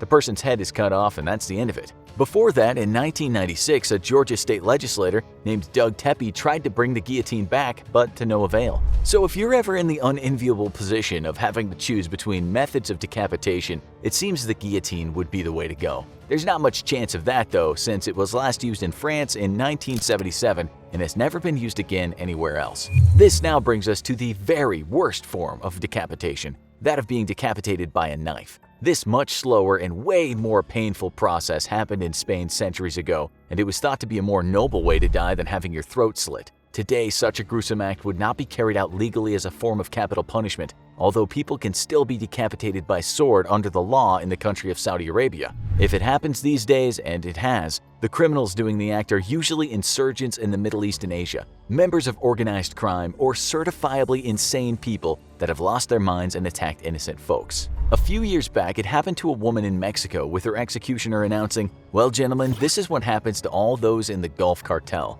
On behalf of Los Zetas." The fighting over the drug turf in Mexico has actually resulted in quite a lot of people losing their heads, sometimes when they were alive and sometimes after they were killed another way. The scary truth is, since the message can be spread using social media, these groups at times have used decapitation to induce fear in their opponents or the public. It can also create terror for governments and citizens of the world, if we're talking about insurgent groups. In such grisly murders, the decapitation is not over when a heavy blade falls, but it's slow and painful. Soft tissues are first cut, then ligaments and bones that hold the neck together have to be cut with much more effort. When it happens this way, we can certainly say it is one of the worst ways to die. Asia, home to the 2 biggest countries in the world with over half the world's population. And among those billions, there are some people without the sense or luck needed to avoid an unfortunate death. Here are some of the dumbest ways people died in Asia. Sometimes all it takes to get killed is being in the wrong place at the wrong time. Like happened to Agus Sayakfu Rockmand. The 58-year-old man was out for a walk in his village in East Java and stopped for some exercise. At the same time, an elementary school boy was playing with a kite not too far away. The kite got jammed, the boy yanked on it, and it went flying, along with the block of wood it was attached to. The block of wood came to a hard stop upside the unfortunate Mr. Rockman's head, killing him instantly from blunt force trauma. But how does someone get killed by an office chair? Across China, there were disturbing reports in 2009 of office chairs suddenly exploding. The famous spinning chairs use a pneumatic gas cylinder to control their elevation, but the pressure was apparently building up too much. Several people were injured by the explosions, and one unfortunate teenager was hit with chair shrapnel when the chair exploded, fatally wounding him.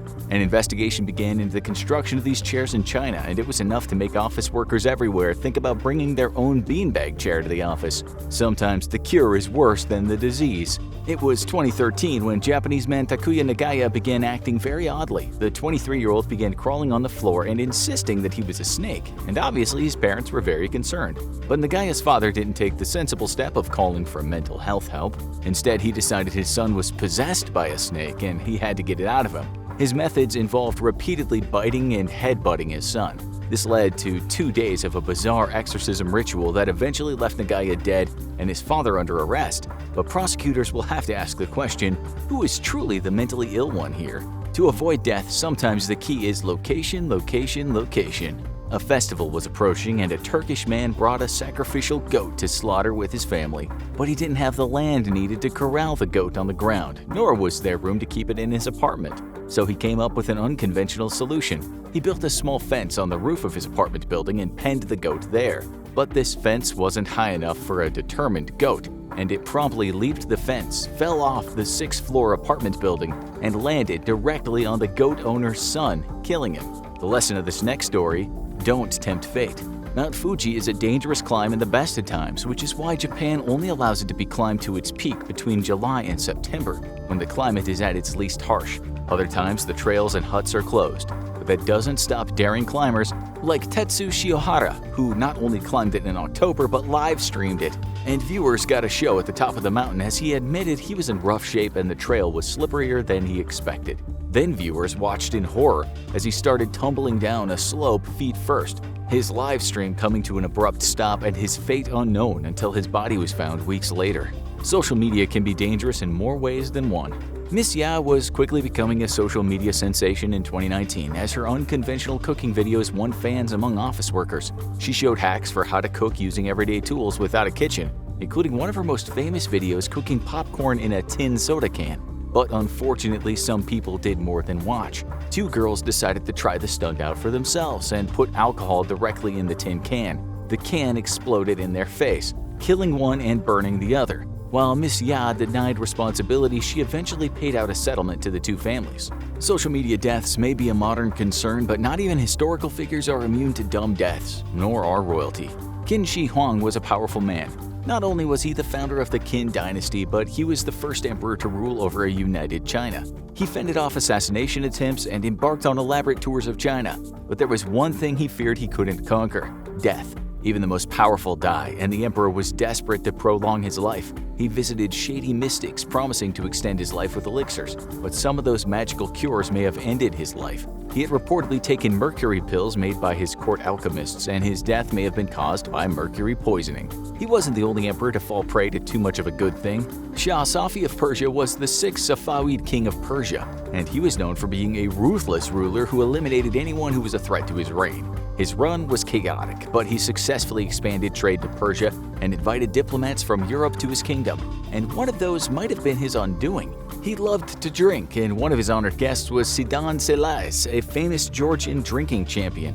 Shah Safi decided to engage in a drinking contest with the champ and soon found out that royalty doesn't mean victory, as he died from alcohol poisoning. But in the modern day, there's one cause of dumb deaths more common than any other. Hey, want to take a selfie? Snapping pictures of yourself might be a fun activity, but there's a time and a place. And as one unfortunate Filipino vacationer found out in 2015, it's definitely not at the side of a busy highway. Lizel Waka was riding in a vehicle when she asked her driver to pull over and let her out near a scenic overlook. As she was snapping a picture, a speeding motorcycle raced down the road and hit her. She died at a nearby hospital, while the motorcycle driver barely survived the crash. But it doesn't take speeding bikes to create a fatal selfie experience. 5 engineering students decided that a water reservoir in Telangana, India would make a great place to take a group picture, but maybe they should have been a little better at swimming first. When trying to take a photo on a rock, one girl slipped and fell into the water. Another student jumped in to save her and started drowning as well. In a panic, all 5 students entered the water and all wound up drowning. Local authorities increased security around the reservoir and urged people to obey all the safety signs and maybe find a safer place to take their selfies. A safer place would not be at the top of a hotel. Malaysia is known for its tall buildings and luxurious hotels, and one restaurant worker decided that he would like to get to see that up close and personal. At a massive tower in Genting Highlands, the man decided to climb outside of the 16th floor of the hotel to get a unique vista of the city below. Unfortunately, he slipped and proceeded to plunge down 9 floors to the roof of the 7th floor, killing him instantly. Police ruled out foul play and confirmed it was a daredevil selfie attempt gone horribly wrong. But few selfie disasters were bigger than this one. Java Island is known for its beautiful sights, and a group of boat tourists wanted to get a picture as they toured a local reservoir. There was just one problem. They wanted to get everyone in on the picture, so all 20 passengers decided to move to one side of the boat to make it easier, and they proceeded to capsize the boat and dump the entire group into the water below. While rescue teams arrived on the scene and were able to rescue 11 of the 20, 7 were soon found dead, with 2 still missing. They say patience is a virtue, but sometimes it can be life-saving. Mr. Lee was a wheelchair user and relied on elevators to get around the shopping center in Daejeon, South Korea. As he was approaching an elevator, the woman on board rudely pushed the button to close the door rather than waiting for him. Mr. Lee became enraged and instead of waiting for the next lift, began slamming his scooter into the just-closed doors. The first 2 slams made dents in the door, and as Mr. Lee reversed for one last assault on the door, it worked a little too well. The door opened, and the unfortunate Mr. Lee and his scooter plunged down an elevator shaft to his doom. Rage can lead to unfortunate ends, especially if time is not on your side. It was 1999, and there was progress in the long-standing Israeli-Palestinian conflict. A peace agreement had been signed, but the militants on both sides were furious. 4 Palestinians were angry enough to plan a series of car bombings in the cities of Tiberias and Haifa and set the bombs to go off at 6 p.m. There was just one problem. Israel's clocks changed earlier in the week, something that didn't happen in neighboring countries, and the bombers failed to account for the 1-hour change. Their timers went off an hour early, blowing up the group while they were en route to plant the bombs. Sometimes time isn't enough to keep you safe. Chef Pang Fan was known throughout Guangdong Province, China, for his daring cuisine. One of his most unique dishes, a soup made from the deadly Indo-Chinese spitting cobra. He deftly cut the venomous snake's head off and made its body into soup.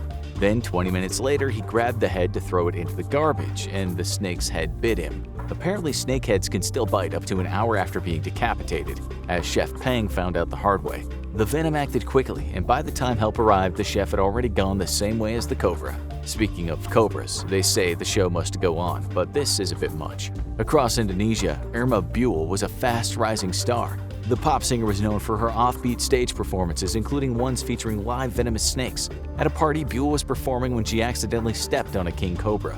The snake hadn't been defanged and it bit her, prompting the handler to offer anti-venom, but Buell refused, not wanting to interrupt her performance. Unsurprisingly, as the performance went on, she got sicker and sicker. She soon started vomiting and having seizures. She was rushed to the hospital, but by then cobra venom had done too much damage and she died, bringing an end to a promising music career. How far would you go to get out of trouble with the law? 2 best friends went too far. Zafer Kuzu wasn't known for his good choices, and the Turkish man had just been sentenced to community service for injuring another man. He wanted to get out of his sentence, so he came up with a brilliant plan. He just needed to get hurt and wind up in the hospital. He asked 2 friends to shoot him with a shotgun while he had 2 pillows strapped to his back. But playing with guns is never a good idea, and when one of his friends shot him at close range, the buckshot penetrated the pillow and wounded him fatally. His 2 friends were placed under arrest, but hey, Zafer got out of community service permanently. But some deaths are a lot larger in scale. In Sri Lanka, elephants are a way of life. The gentle giants can be inconvenient, but as long as you don't disturb them, they're rarely aggressive. But that wasn't good enough for one man in 2019. Seeing a stray elephant coming toward their car in Katargama, the man jumped out of the vehicle and attempted to hypnotize the large animal with his hands. This worked about as well as you'd expect, as the startled elephant charged the man, knocked him to the ground, and stepped on him. Don't bother the elephants remains a good rule of thumb for staying alive. It's the summer of 1864 and a 14-year-old orphan boy has been denied work at Fort Leavenworth in Kansas. It's a blow for him, but he soon finds a job as a teamster in a caravan, taking flour to Fort Union in New Mexico territory. The journey, he's aware, is one fraught with danger. On July 1st, with the wagons loaded, the caravan sets off down the perilous Santa Fe Trail. As the days pass, they run into bands of Indians, but as pioneers armed to the teeth, they don't lose one single man. After 18 days close to the fort, they set up camp at Walnut Creek. The atmosphere is tense, but there's excitement among the men. A big payday is soon to come. The military isn't too far away, so the men settle down for dinner and don't think too much about security. Suddenly, war cries fill the air. Shots are fired as the painted faces of the Brule Sioux Indians rush around them. The swishing sound of arrows surround the boy's head. He watches in horror as men drop one by one. Little Turtle, the leader, victoriously holds his arms aloft as he takes pride in looking at the blood-stained buffalo grass. The Indians have no use for the flour. They burn all the wagons, they steal the horses, but they want something else to take back with them. They want scalps, and scalps they get. Some men are grievously injured after being hit with arrows, but it's the act of scalping that finishes them off. Not 2 hours after, a commanding officer and his men from Fort Larned arrive at the scene. Bodies are strewn everywhere, with the men noting their crooked postures, as if they died the most painful death a person could experience. The commander suddenly sees movement. He walks past the mutilated corpses to find 2 boys, one of them the orphan. They've been shot, they've been mutilated, they've been scalped, but somehow they're alive. Well, one of them lasts only a few hours after they reach the fort, but the other boy, a boy named Robert McGee, survives to tell the tale. As for his appearance, let's just say he'll turn heads throughout the rest of his days. It took some time for him to be well enough to talk about what happened, but when he was able, he described how he'd watched the Indians take the scalps from the men of his caravan. He said when it came to him, Little Turtle seemed to tell his tribe that he'd kill the boy himself. He then took out his gun and shot him and fired 2 arrows into him.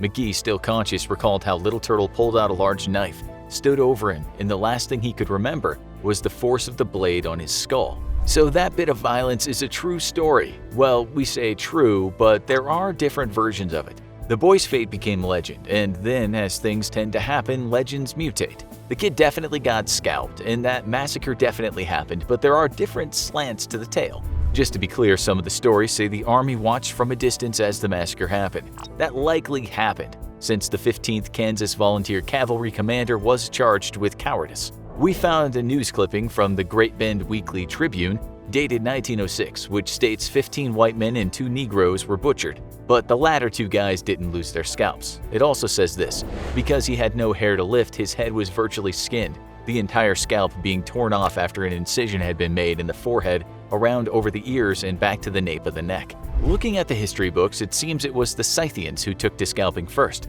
Their first kingdom popped up in the 7th century BC, and they could be found in present-day Russia, Ukraine, Mongolia, and some of the stands, a bit of China, and part of Eastern Europe. In the 5th and 4th century BC, they started trading with the Greeks, and so it's through the Greek historian named Herodotus that we know a bit about their proclivity to skin a person's head.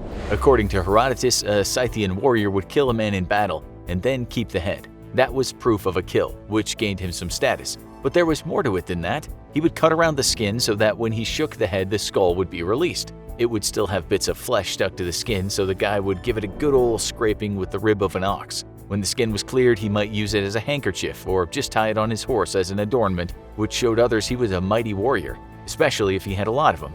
As you'll see later, drying out scalps and keeping them as a badge of honor happened many years later in other places. We know others were scalped in Europe as far back as the 3rd century. One skull that was excavated showed that a woman in Germany back then was hit 3 times on the head and then someone cut off her scalp. Why? No one knows. Now let's go to England in the 11th century and the Anglo-Saxons that ruled there. Harold II was the last of the Anglo-Saxon kings because in 1066 those formidable Norman conquerors came over and took him out with an arrow to the eye. That's the legend anyway. His father, Earl Godwin, was apparently good with a knife and was a keen proponent of scalping. Sometimes he'd blind his enemies, sometimes he made sure they'd never walk again, but occasionally he took their scalp. An ancient manuscript proves that it should be included in the worst ways to die. Bearing in mind that what we just said about blinding and maiming, that very odd chronicle said about scalping. No more horrible deed was done in this country.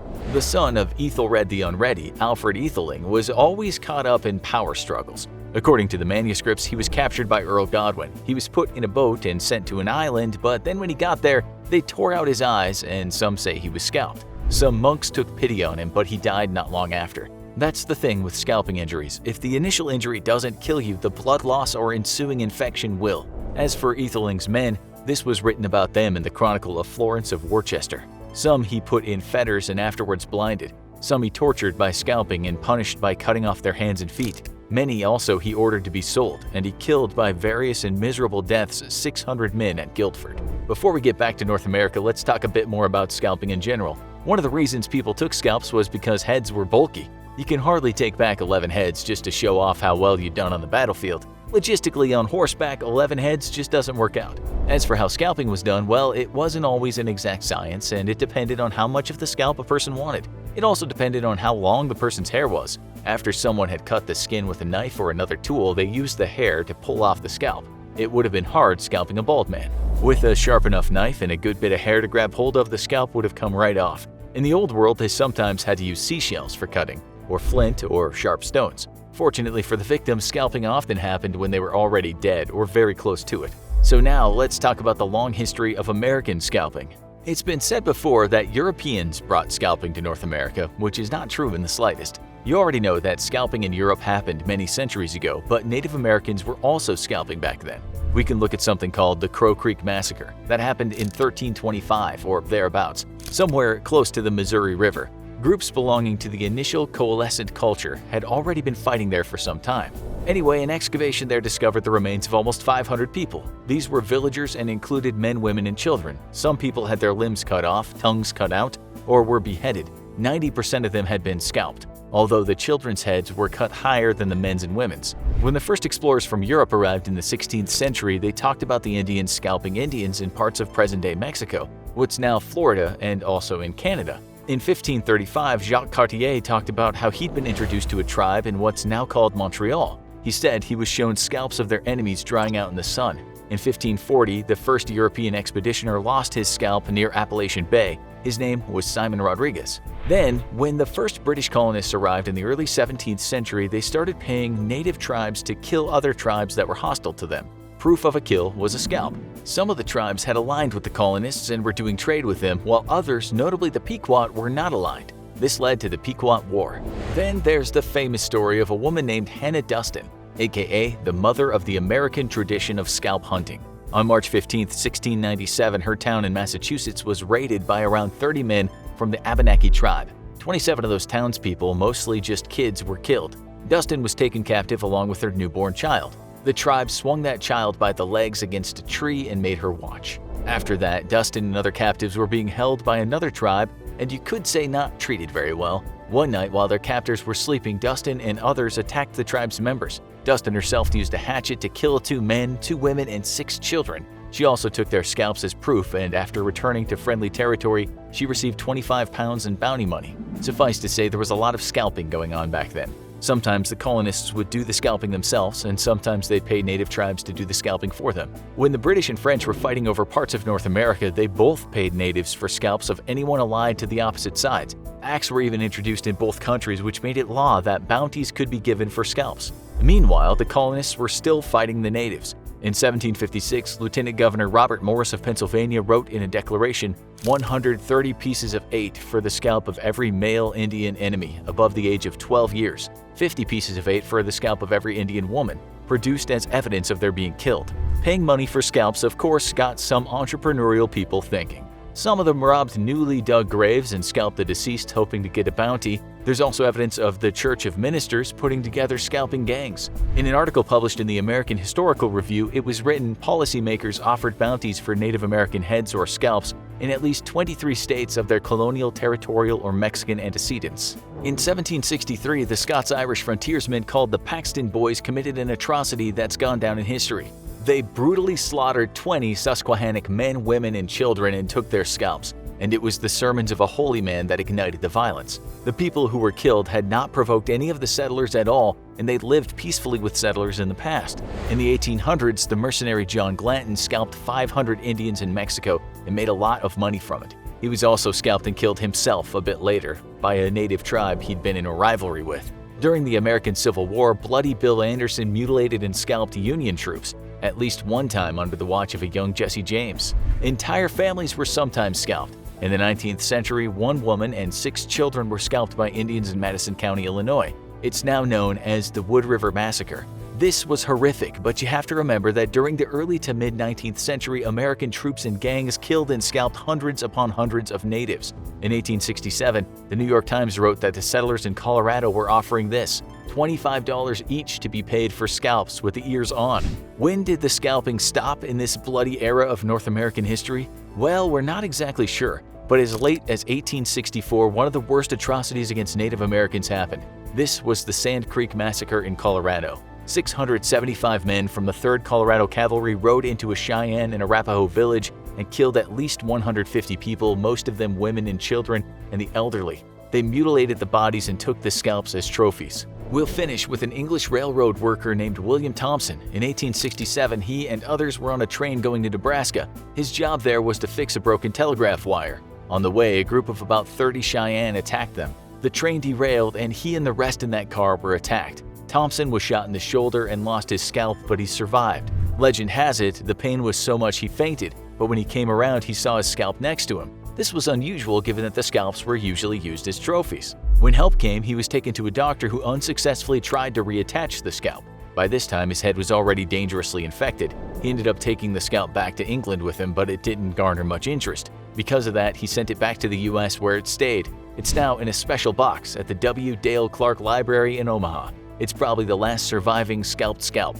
It's time for round 2 of How Long Can You Survive? Where in the universe could you simultaneously die and live forever? How long would you last if infected with one of the most deadly diseases in the world? What would it be like surviving inside the stomach of a T-Rex? Let's find out. We're gonna start by flying high. If you jumped out of an airplane without a parachute, how long would you survive? Most skydivers start their jump around 10,000 feet. That means if you free fell all the way to the ground, you'd last around 37 seconds before impact. At least for about 30 seconds, you would have a beautiful view. There are some skydivers who jump from higher altitudes. In those extreme circumstances, you'd survive slightly longer. If you jump from a plane at 14,000 feet, you would survive about 50 seconds of free falling before hitting the ground. And from 18,000 feet, you'd last 61 seconds. Depending on what altitude you left the plane at, you could calculate just how long you had before the Earth welcomed you back home. In the last video, we talked about how long you could last on the Sun, Mercury, and in the vastness of space. But what about the other planets? You may be surprised that there are places in the solar system that are even more hostile than the closest planet to the Sun. Let's start with the next planet, Venus. This world might have been Earth's twin a long time ago. If this were still the case, you could survive to the average old age of humans, which is around 70.6 years for men and 75 years for women. Unfortunately, Venus has a runaway greenhouse effect that literally makes it more hell-like than Earth. Venus is about the same size as our planet, so the gravity is pretty similar. However, its atmospheric pressure and temperature are vastly different. The second planet from the Sun has an average temperature of around 9,000 degrees Fahrenheit. In less than 1 second, you would be vaporized by those hostile conditions. Unlike Venus and Earth, Mars is cold and has a very thin atmosphere. On the red planet, you'd be able to survive a bit longer. In fact, if you had some extremely warm clothing or a spacesuit, you could survive on Mars indefinitely. That is, if you had enough food, water, and air to breathe. Although these seem like big obstacles to overcome, it's definitely better than being incinerated on Venus. If you're bundled up, you could survive around 2 minutes on Mars before you died from the lack of oxygen.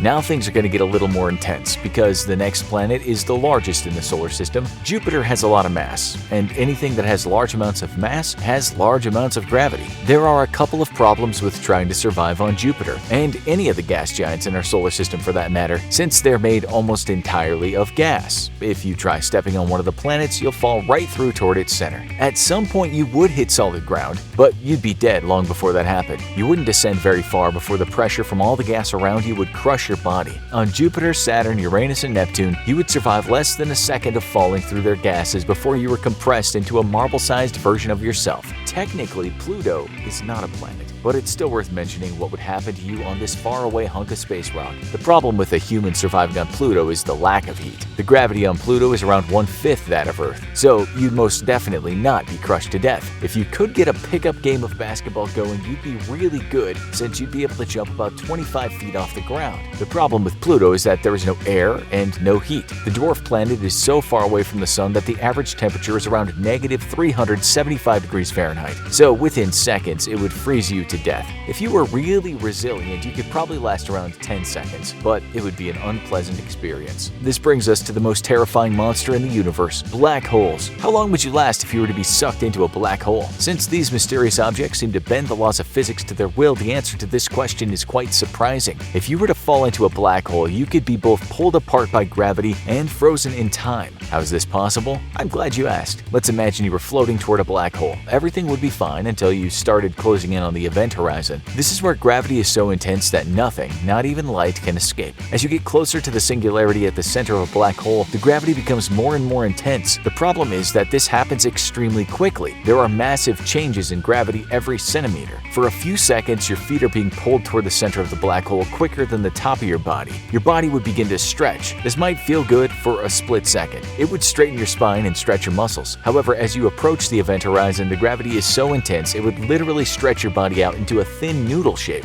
This is aptly named spaghettification. So, from your perspective, you would survive until part of your body approached the event horizon of the black hole, and a few seconds later you would be dead as your body stretched into spaghetti. However, this is where things get really strange. As you approach the event horizon and gravity increases, time seems to slow down for someone who is observing you from outside the black hole. To that person, you would seem to be moving so slowly that it'd be hard for them to tell if you were moving at all. This all has to do with perspective, and what one really smart man named Albert Einstein called relativity.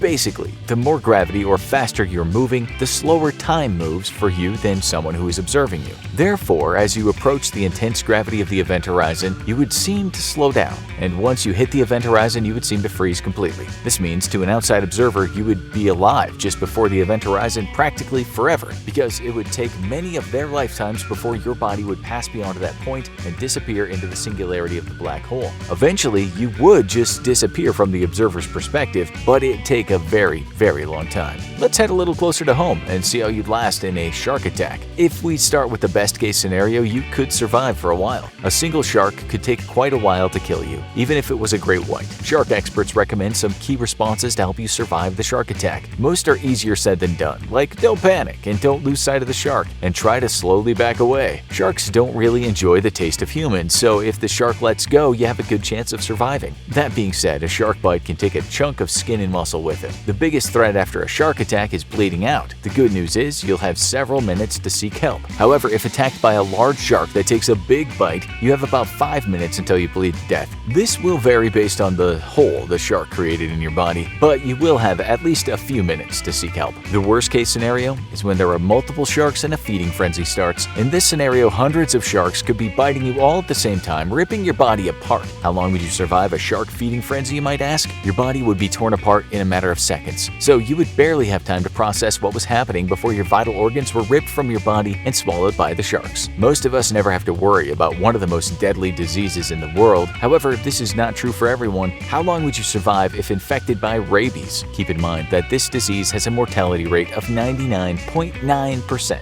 in humans. First, let's put your mind at ease. Rabies is preventable if you are vaccinated against the virus. Even if you haven't been vaccinated, if you're attacked by an animal with rabies, you can get a shot which will allow your body to fight off the virus before it kills you. The problem is, if you don't get treated in time, you will die. The scariest thing about rabies is that once symptoms start to show, it's almost certainly fatal. The incubation period for the virus is between 2 to 3 months, so if you're infected with rabies, you will survive at least that long. However, once you start showing symptoms such as hyperactivity, cardiovascular complications, the development of phobias or paralysis, you have between 2 and 10 days before the disease kills you. After learning about how long you'd survive in all these situations, you might have decided it's a scary world out there. Perhaps you'd survive longer if you just stayed in bed, but you'd be surprised how not moving at all can take a significant toll on your body. How long could you survive if you never moved? Well, it'd be longer than if you were on another planet or went skydiving without a parachute, but not moving at all would eventually kill you. Let's imagine you have all the food, water, and other necessities you need to survive, but just never got out of bed. Eventually, you run into complications. After a couple weeks, your body would begin to become weaker due to lack of muscle and bone use. dangerous. Within 6 months to a year, depending on the person, your body would begin to develop ulcers and bed sores. These would not kill you, but you'd be extremely uncomfortable.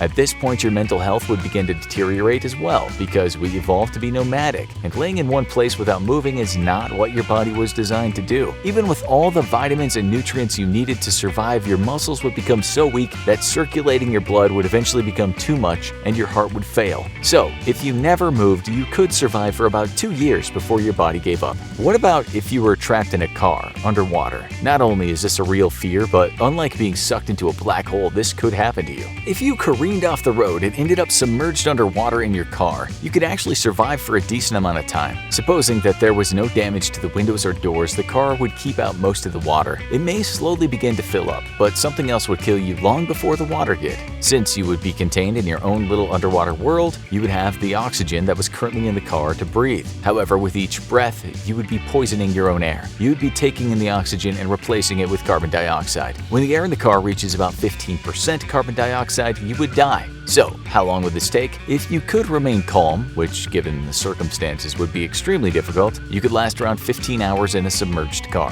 However, you would probably start to feel fatigued and ill before that due to the high amounts of carbon dioxide that is poisoning your body. A more realistic number for length of survival in a completely submerged car with no leaks would be about 5 hours. The last survival scenario is something straight out of the Cretaceous. How long would you survive if you were swallowed whole by a T-Rex? Obviously, this could never happen because T-Rexes are extinct, unless some mad scientist decided to make Jurassic Park a real thing. Also, this would never happen because the T-Rex would tear you apart and eat you piece by piece rather than swallowing you whole. But just for fun, let's imagine you found yourself inside the pit of a T-Rex stomach. How long would you survive? We don't know exactly what the digestive system of a T-Rex was like, but we can make educated guesses based on animals alive today that share DNA with the king of the dinosaurs. Surprisingly, one such animal is the chicken. If you were swallowed whole by a T-Rex, you would have to avoid acid burns within their stomach. This might be done by pushing against the mucus-covered walls of the dino's stomach lining, but eventually you would get tired and end up in the dinosaur's digestive acid. It's likely your body would be digested and then pooped out a day or two later. So if swallowed whole by a T-Rex, you'd probably survive a few minutes before being digested alive by stomach acid. If you could make it all the way through the digestive tract in one piece, you'd come out the other end a couple of days after being swallowed. As one story goes, Peter the Apostle, one of the 12 apostles, is walking at a quick pace down the Roman road known as the Appian Way. The reason he's in a bit of a rush is the Romans want to crucify him, enough to make any man wear out the soles of his sandals. As he gets farther away from the city, he sees something and can't quite believe his eyes. It's Jesus walking toward him carrying a wooden cross over his shoulder, the same cross that he died on.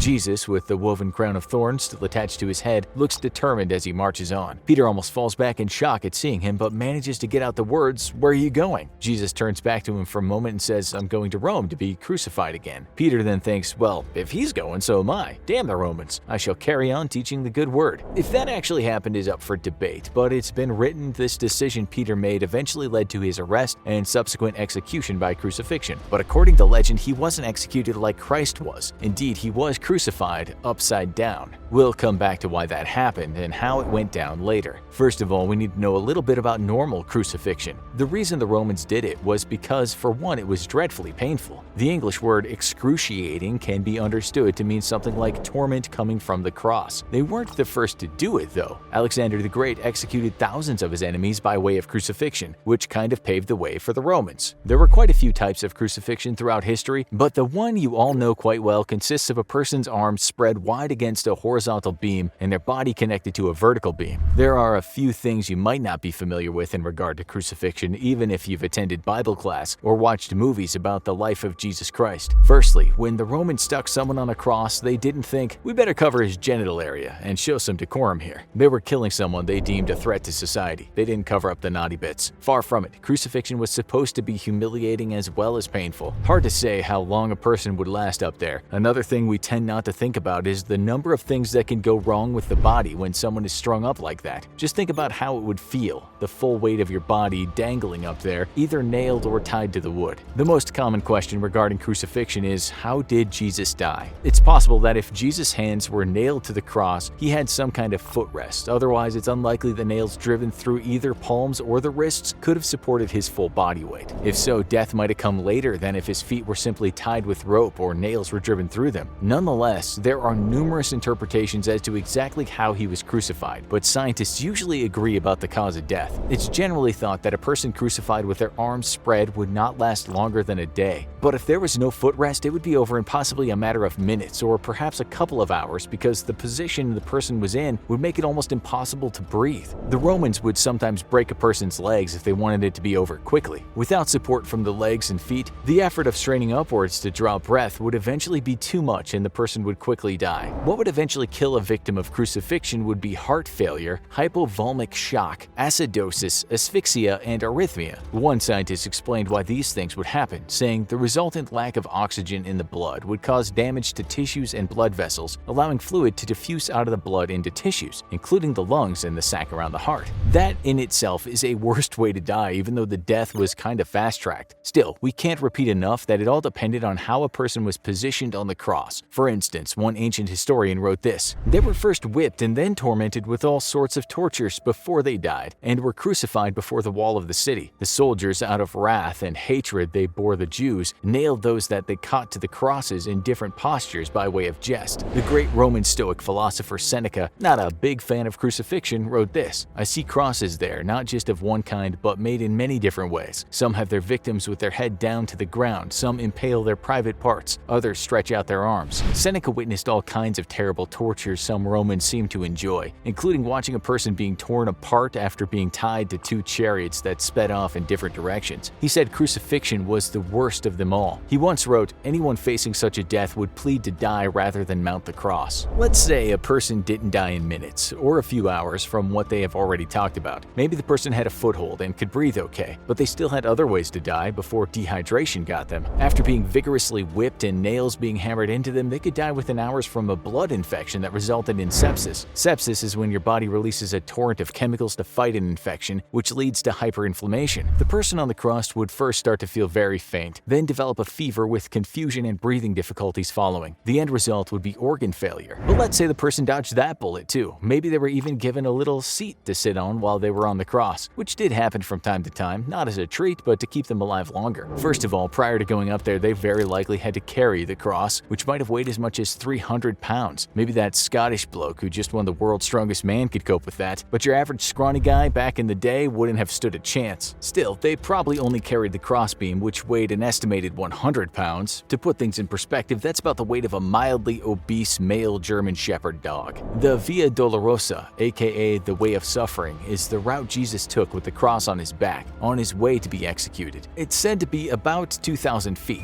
although if he carried it all the way or got help from Simon of Cyrene has been debated. We can't say we know what happened, but historians agree that the Romans did make people carry their own beams. That almost certainly meant they were dehydrated when they got to the crucifixion site. Once they were up on the cross, they might last a couple of days before they died from dehydration. The hot sun would have been a killer, never mind the wild animals visiting what looked like a tasty injured piece of prey. That would have been awful, just as poet William Butler Yeats described in a poem about crucifixion. If it were hanging or bowstringing or stoning or beheading, it would be bad enough, but to have the birds pecking your eyes and the wolves eating your feet, that's why it was worse than any other execution the Romans had in their torture catalog. As the Roman statesman and philosopher Cicero said, it was a most cruel and disgusting punishment. Okay, we think we've hammered this point home now. That's another pun. We already know, thanks to Seneca, that some Roman pranksters would get a thrill from crucifying some people in various postures. This also brings us back to Peter the Apostle. One story has it that this former fisherman actually asked to be crucified upside down, but not because he thought it might be less painful. He requested this because he felt unworthy to go the same way his master had. If this was true, it's hard to say, because the story is said to be apocrypha. When we talk about apocrypha, we mean religious writing that is not accepted as canon or scripture. There's also different takes on certain tales, such as maybe Peter wanted to die upside down not because he didn't want to die like Jesus, but because it symbolized how man's values were all upside down. The Acts of Peter is part of this apocrypha, but it doesn't mean what's in stories is all fake news. Sure, the book talks about a flying man, curing cripples, and how he raised a fish, but an upside-down crucifixion is believable enough. According to the legend, the Romans granted Peter his wish. He was crucified, had some time to deliver a speech, speech and then died. Scholars have since questioned this, saying that there's little chance the Romans would have messed up an average day by hauling Peter's feet up by a rope and crucifying him this way, nor would they have nailed him to a cross while laid on the ground and gone to the effort of erecting it. Why would the punishers have been committing needless extra hard work? We've seen different representations of the crucifixion in the form of paintings. One painted by Caravaggio around the year 1600 has Peter nailed to an ordinary cross on the floor, and then the entire thing with him on it is lifted into a vertical position. His arms are nailed to the crossbeam and his ankles are nailed to the vertical beam,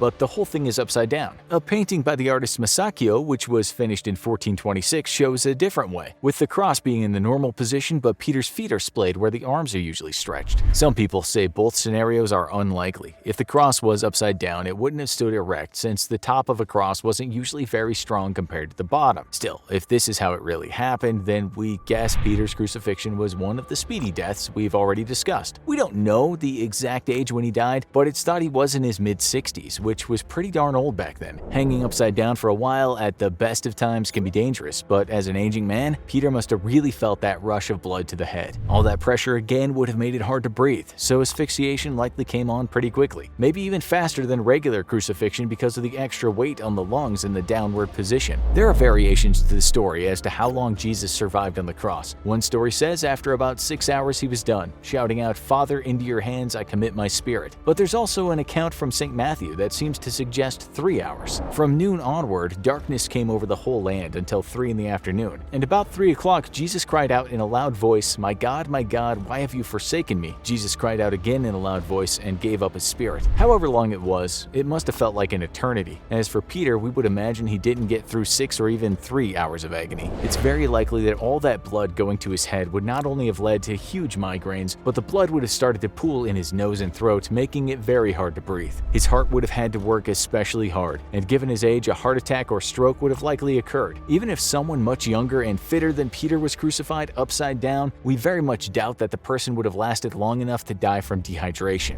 If he did manage to last into the night, you can only imagine the distress he might have felt if a wolf pack or a pack of wild dogs approached while he was hanging upside down. There is every possibility that he could have had his face chewed off. So we're going to go out on a limb here and say that the upside down crucifixion was even worse than your run-of-the-mill execution. During the Cold War, Russia and its satellite states formed the mighty Eastern Bloc, a powerful force that many feared would take over the world. But if these stories are any indication, the deadliest enemy of Eastern Europeans may be themselves. These are some of the dumbest ways people in Eastern Europe have ever died. Geocaching is an exciting hobby, using GPS to search for packages that have been left in obscure locations around the world. But it takes awareness of your surroundings to play safely, something a group of 4 in the Czech Republic lacked in 2018. It was a raging rainstorm outside, with floodwaters draining into the underground, but the app pointed the group to an underground tunnel in the Prague sewers where the water was draining. Undeterred, the group descended into the dark, dirty tunnel and were hit by torrential waters. While 2 were able to get to safety, one young woman was swept into the Vltava River where she was found drowned, and another man was missing in action. They say revenge is a dish best served cold, something this next man should have heeded. In the Russian city of Khabarovsk, drama was brewing. A man had just discovered that his wife was cheating on him, and he went to confront her lover. Angry words were exchanged, and the jilted man issued violent threats. But no one took them seriously, until the next day, when the angry man returned to the apartment of his wife's lover. He brought bomb-making equipment with him and attempted to rig a bomb to explode when his rival exited. But he wasn't a professional bomb maker, and while he had mastered the explosion, timing was a work in progress. The bomb blew up in his face, ending the love rivalry permanently. When using technology, make sure you understand it, or you just might find yourself sleeping with the fishes. The Teribla River in Kiev, Ukraine is a popular fishing spot, but for those looking to make a living for their catch, they need to find ways to be more efficient. Using a line wasn't doing it for one fisherman, so he hooked up a unique contraption. He connected cables to his home's power supply and dropped the other end of the river. This created a powerful electric shock that killed countless fish and sent them floating to the surface. He reached in to collect his catch and forgot to disconnect the power, hitting himself with a massive electric shock that killed him instantly, and probably scared off some cats that smelled the cooked fish. Sometimes in the battle of man versus animals, the animals win one. In Hungary, Christmas has a bloody tradition, parties where people slaughter pigs that will become part of Christmas dinner. Of course, pigs are big animals and surprisingly fast, so it's important to stun them first, if you have the right equipment. At a party in the village of Darvash Pusta, a visiting man from Croatia decided to try his luck with a homemade pig stunner and proceeded to shock himself to death, causing a fatal heart attack. When another man tried to unplug the device, he put himself in the hospital as well. And when the pig's owner saw this horrible scene, he suffered a fatal heart attack. 2 deaths, and none of them was the pig. Sometimes just because you can do something doesn't mean you should. It was 2017 when an unknown welder put himself in the history books the worst way. He worked for a highway division in Russia and was working with some decommissioned military equipment. He noticed that the mouth of an artillery howitzer was just wide enough to fit a fire extinguisher in the barrel. Naturally, there was only one thing to do. Not satisfied with the buzzworthy picture, he proceeded to load the cannon with calcium carbide and water, and the fire extinguisher proceeded to explode, sending shrapnel all around the room. The welder was hit by debris and was killed instantly, no doubt saving him from quick termination of another sort. Even if you believe you can do something, maybe you shouldn't test it. In the latter days of the Soviet Union, there was a small cottage industry of mentalists, psychics, and healers who claimed to have supernatural powers.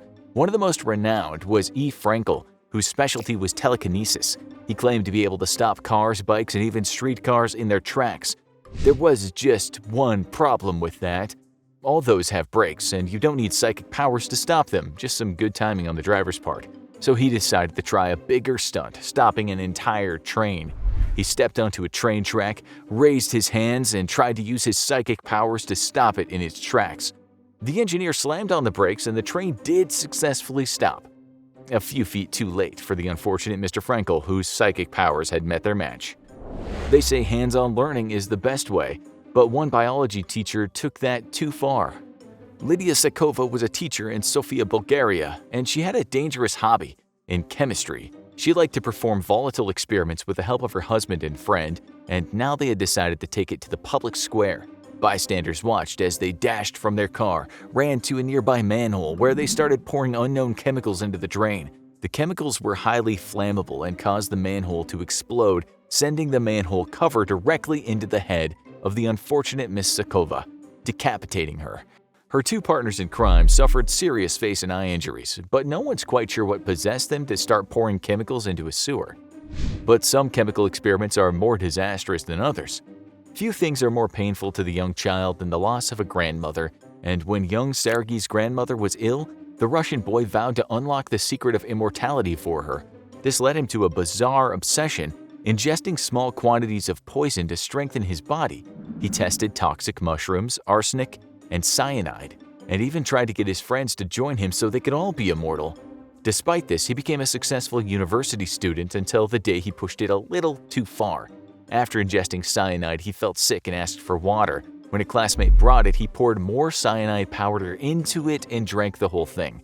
He boasted that nothing could kill him, but he soon went into convulsions, then a coma, and then death. Was he a gifted chemist who gave his all for science, or just a nutcase, or both? Heroes don't always get rewarded, sometimes they just dig a bigger hole. The small town of Karczówka, Poland only had 160 residents and a big old school septic tank to handle the waste of a local hog farm. This was a dangerous, smelly job, and one day the driver who had to empty it was overcome by the intense hydrogen sulfide fumes and passed out, right into the tank. Another person jumped in to help him and they quickly passed out and drowned as well. This would seem to be an indication to wait for help. But the people of Karczówka weren't built that way. One after another, people jumped in to search and no one came out, except the 8th person who was eventually rescued by emergency workers. In all, the great septic tank disaster of Karczówka claimed a whopping 5% of the town's population. This next pool disaster was one of a very different sort. In Moscow, Yekaterina Didenko was a fast-rising influencer. She was celebrating her 29th birthday in style in 2020. One of the star attractions for her guests was a sprawling pool, but her guests were starting to complain that it was getting too warm, so she decided to cool it off with a flash by dropping dry ice into the pool, making it colder and adding an impressive blast of smoke. But dry ice is a form of carbon dioxide and the area wasn't properly ventilated. The people in the area soon started choking and passing out. But by the time emergency workers got there, 3 of the influencer's guests were dead, including the husband of the host. But it's not the only death caused by social media in Russia.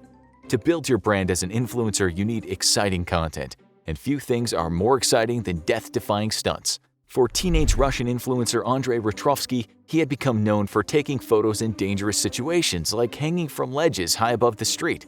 For his latest stunt, Retrovsky climbed to the top of a 9-floor building attached to a rope. He then planned to take a photo as if he were free-falling from the building. But ropes aren't foolproof, and as the young influencer threw himself off, the tether snapped and he plunged to the ground below, going viral worldwide for a very different reason than he had hoped. Selfies can be a dangerous game, even if they're supposed to be cute and furry. A fisherman in Belarus was busy at his trade when he and his friends got an unexpected visitor, a beaver. The fuzzy rodent was no doubt busy with his hard work building dams, but the fisherman decided he'd like to get a picture with it. As he approached the beaver to snap a photo, the angry critter lunged forward and bit him on the thigh. This was unlucky enough to sever an artery, and his friends tried to stem the blood flow, but the man died before help could arrive. While beavers aren't usually aggressive, authorities did warn people not to disturb the creatures. After all, they regularly bite through trees. Don't make them angry. You wouldn't like them when they're angry. Having a good time is all well and good. Just don't get carried away like this next couple did. A young couple was driving their off-road vehicle when they stopped by a lake, and their passion overcame them. They started having vigorous sex, vigorous enough that it started the vehicle moving while they were in the back seat. It started rolling into the lake, and by the time the couple realized what had happened, the water had jammed the locks, and they were unable to escape. The vehicle was eventually fished out of the water with their bodies inside, and many blamed the vehicle's design for trapping them. But authorities suggested future tragedies could be avoided by having sex in slightly safer locations. How big a disaster could some reckless soldiers cause? A town in Ukraine found out. Working at a military base is hard work, especially when you're working with heavy boxes of ammunition. So it's not a surprise a group of soldiers in 2004 needed a smoke break. They just made one fatal mistake, flicking their cigarette butts away. They didn't notice the butts started a small fire, which grew until it kicked off a chain reaction of explosions that not just engulfed the base, but the nearby town as well. Debris was tossed as much as 25 miles away, buildings within a 2-mile radius were destroyed, and thousands of people had to be evacuated. Only one of the soldiers at the base died from explosions, but the others faced serious criminal charges. That was a very costly smoke break. Snack breaks are usually safer, but not always. The Kiev Polytechnic Institute in Ukraine is usually a place of safe experiments, but one student had an unusual habit.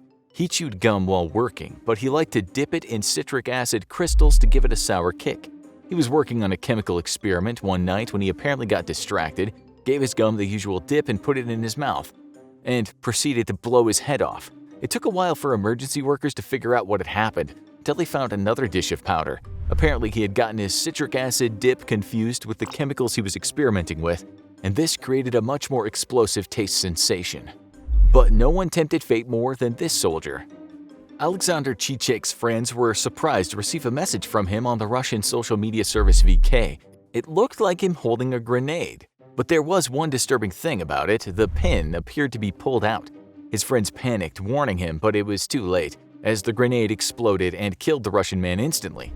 What possessed him to try to take a live grenade selfie? Authorities believe he may have thought the grenade would only explode when someone actually threw it, because that's how it's always shown in the movies. It's the end of June 1462, and the Ottoman army is met with an eerie silence as it marches into the town of Târgoviște in Romania. Someone has been here before them. His name is Vlad Dracula. The Ottomans move cautiously through the streets, wondering all the time where the people are. There are no kids playing, no men hard at work, just empty houses, and the odd wandering dog. And then they see it. A sight so chilling it almost brings them to their knees. Before them stands a forest of the impaled. For hundreds of feet, around 20,000 people are impaled on stakes. Not only the men, but also the women and children too. One man has to look away as he sees a woman and her infant impaled on the same stake. A bird has made a nest where their guts used to be. This is unforgivable. What we just described to you was written by the Byzantine Greek chronicler Laonikos Kalkokondylis and was part of the 10 books he wrote known as the Histories. It described the diabolical nature of the man we know today as Vlad the Impaler. Certainly not the only man in history fond of impaling his enemies, but perhaps the best known for this hideous form of execution. Today we'll talk about impaling throughout history, and we'll also explain how it was done and why it was done. The why part might surprise you. You can read many old texts that were written in parts of Europe that describe Vlad's utter brutality, but historians tell us to be cautious in regard to what we believe because some stories may have been exaggerated. Still, not many people disagree that Vlad was described as a demented psychopath, a sadist, a gruesome murderer, and a masochist. He certainly tortured people and he certainly impaled people, but as some people point out, he did so to put the fear of God into his enemies and retain order among his people. He might not have actually nailed turbans to men's head or executed women for being lazy, and maybe not all the legends that are written about Vlad the Impaler are true, but there's no doubt he impaled a lot of people during his reign. He wasn't the first person to do it either, and people did it for a long time after Vlad took his last breath. In fact, folks were impaled not so long ago, but let's now go back in time to ancient history. If you look at something called the Code of Hammurabi, an ancient Babylonian law book that dates back to around 1772 BC, you'll see that impalement was the sentence handed down to a woman who'd killed a man for another man. Law number 153 states this: if a woman brings about the death of her husband for the sake of another man, they shall impale her. We found other texts relating to laws in the ancient Near East that talk about impaling, but it seems in some areas all the woman had to do was cheat on her husband and she could get impaled, while prisoners of war or people who were accused of certain sins could also face the same fate. Later in time, it happened during the Neo-Assyrian Empire. We know this from statues and carvings that depict impaling. There are some descriptions too. Over 800 years before Christ was born, a Neo-Assyrian king named King Ashurnasiril II wrote about his handiwork. I cut off their hands, I burned them with fire. A pile of the living men and of heads over against the city gate I set up, men impaled on stakes, and the city I destroyed and devastated. I turned it into mounds and ruin heaps, the young men and the maidens in the fire I burned. The reason a king might do this, of course, was to instill terror in people. Seeing a bunch of people being impaled on stakes acted as a deterrent to anyone else thinking about becoming a rebel. Centuries later, Darius the Great, the king of Persia, was said to have impaled 3,000 Babylonians when he conquered Babylon. In an inscription, this is how he explained what he did to a rebel. I cut off his nose and ears and tongue and put out one eye. He was kept bound at my palace entrance. All the people saw him. Afterward, I impaled him at Ecbatana, and the men who were his foremost followers, those at Ecbatana within the fortress, I flayed and hung out their hides stuffed with straw. Okay, so it seems to have happened a lot in ancient times. It's also referenced in the Bible, although some translations use hanging and others use impalement, so there are disagreements there. As for those torture-loving ancient Romans, while they seem to derive enjoyment from the whole gamut of creative punishments, there's little written about impalement in the ancient Roman texts. It seems to have happened from time to time, but the Romans preferred crucifixion to impalement, a punishment that could last a lot longer. Let's remember, while impalement was horrific, once that stake was driven through the body, the victim will usually die very quickly. Well, in most cases. As you'll see, impalement could be a slow process at times. Now let's talk about transversal impalement, something we haven't touched on yet. There are quite a few mentions of this in the old German texts from the late Middle Ages. Similar to some Assyrian laws from ancient times, it seems as if women in parts of Germany were accused of killing her own child, she could be impaled. What was different from the Assyrian way of doing it is rather than the person being mounted on a stake, the stake was driven through the victim. There's evidence dating back to the 14th century that tells us a woman and a man accused of adultery could be impaled this way. They would be tied together and placed on the ground or in a grave, and a stake would be driven through the both of them, a kind of symbolic execution as it meant the cheaters would stay together forever. In 1340, there exists a German law code that said the husband of the woman who has cheated on him with another man can make a choice, that is, collect some cash as compensation or have the couple tied down. He is then handed the hammer with which he'll drive the stake through his wife and her lover. Staying with Germany, laws were written in the 1500s that stated if a woman killed her own child, the usual punishment would be drowning, but in some cases she might be buried alive and a stake would be driven right through her heart. It seemed around that same time this punishment was also sometimes reserved for women accused of being witches. Transversal impalement was certainly no walk in the park for the victim, but we think longitudinal impalement was worse. As described, the former is having a stake pushed through a person's middle, mostly their chest. The latter is having the stake pushed through the length of the person's body. How exact this was we can't be sure, but in some cases the perfect longitudinal impalement would be if the stake entered the anus and came out through the chest. Yeah, a stake through the heart would beat that any day of the week. As you know, this punishment often happened to rebels or prisoners of war. It was a statement used by Vlad the Impaler more than anyone else, but it happened all across Europe. One thing it was used for was when a person defected to another army or collaborated with the enemy, possibly the worst crime in the eyes of the country you were fighting for. There are instances of it happening a few times when local people just provided food for soldiers. Those locals were captured by the other side and then accused of helping the enemy. Only the most extreme punishment was handed down to them.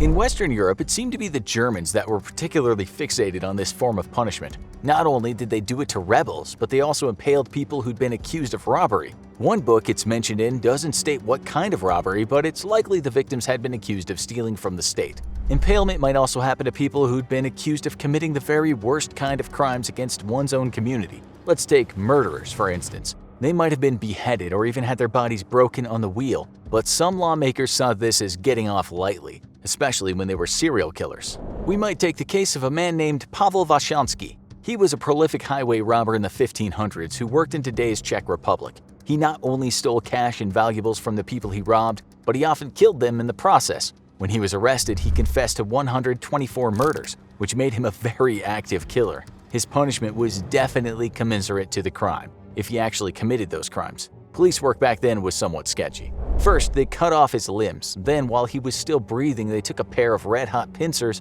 and removed his nipples. Only then was he impaled on a stake. For good measure, they set him on fire. We should say that in those days when you admitted to a number of murders, you weren't doing so in the name of a plea deal. You were more often than not tortured before you admitted your guilt.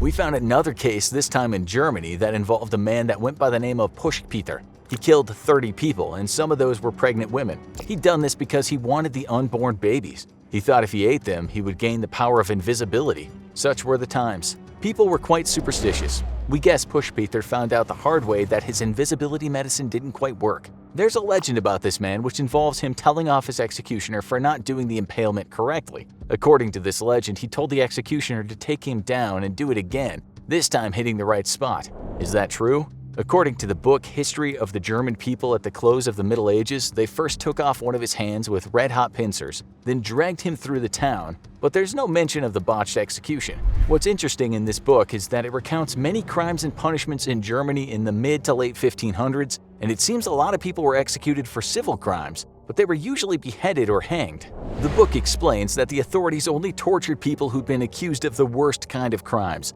The torture itself was weighted against the strength of a person. If the person looked tough, the torture was more brutal. The torture was not recorded, but the confession was. After that, the torture stopped. The accused was never asked again about the torture and only had to confirm in court his confession. We told you, police work was sketchy in those days. Okay, back to impalement and the last times it was employed as a punishment. During the 17th and 18th centuries, people were impaled throughout the Ottoman Empire. The punishment was again seen as the worst of the worst and only reserved for the worst kind of criminal. It didn't happen often, but when it did, it was usually highway robbers who were laid on the stake. Apparently, the last time the Ottomans impaled highway robbers was in the late 1830s, so when you consider it was happening in 1772 BC, impalement was punishment with legs. It also happened to Christians who'd been accused of speaking against Islam or having a love affair with a Muslim woman. According to the writer Jean de Thévenot, the man could convert to Islam and get out of the impalement. In the early 19th century, the Ottoman government also did this to Greek bandits that had become rebels.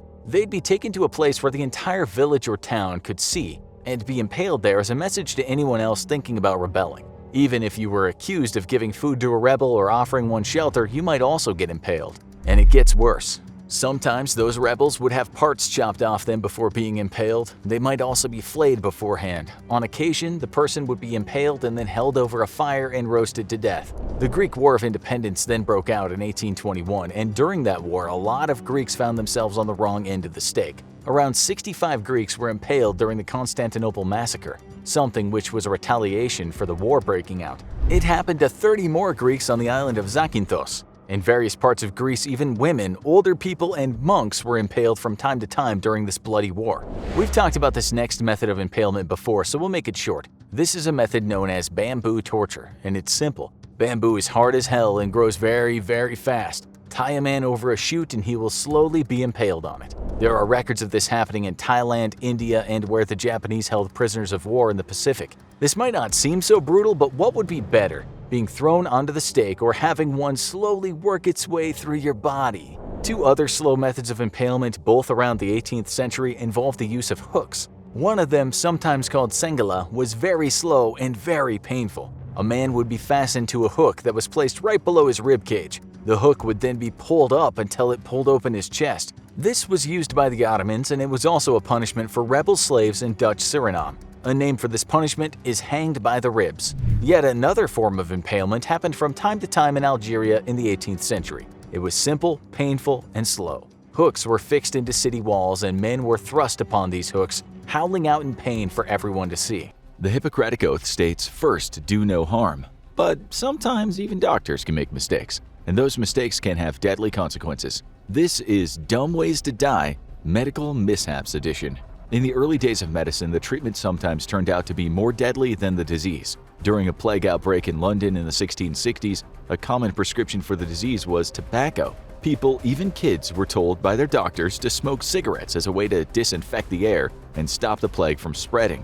In the 1700s, tobacco enemas were also a common treatment for drowning victims. If you're wondering how this procedure worked, have you ever heard someone use the expression blowing smoke up your ass? Well, tobacco enemas were where that expression originated from. We'll let you paint that mental picture from there. Needless to say, it put more people in early graves than it ended up saving.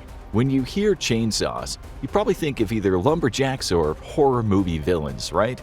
Well, believe it or not, an early version of the chainsaw was a surgical tool used to aid in childbirth. In a procedure known as a symphysiotomy, doctors would use a handheld mechanical chainsaw to cut through the pelvic ligaments and sometimes even the bone itself in order to remove babies from their mother's wombs more easily. Despite previously being seen as less risky than a C-section, symphysiotomy still led to a laundry list of potentially fatal infections and health problems. It's why you won't be seeing Leatherface from the Texas Chainsaw Massacre in the ICU these days. In the 1900s, doctors discovered that small amounts of radium could be useful in treating certain types of cancer, not realizing that overexposure could have the opposite effect. Doctors then started prescribing it for all sorts of things, including simple injuries. It quickly caught on as a horrifically misguided health trend. It was put into chocolate, quack health drinks, toothpicks, cosmetics, suppositories, health spa products, and even wax urethral rods meant to increase male sexual potency. We hopefully don't need to tell you that if not applied carefully by modern medical professionals, radium is far more likely to cause cancer than treat it. So in 1927, when American golfer Evan Byers injured his arm, his doctors prescribed him a course of Radithor, a radium-enriched health drink that was a popular cure-all at the time.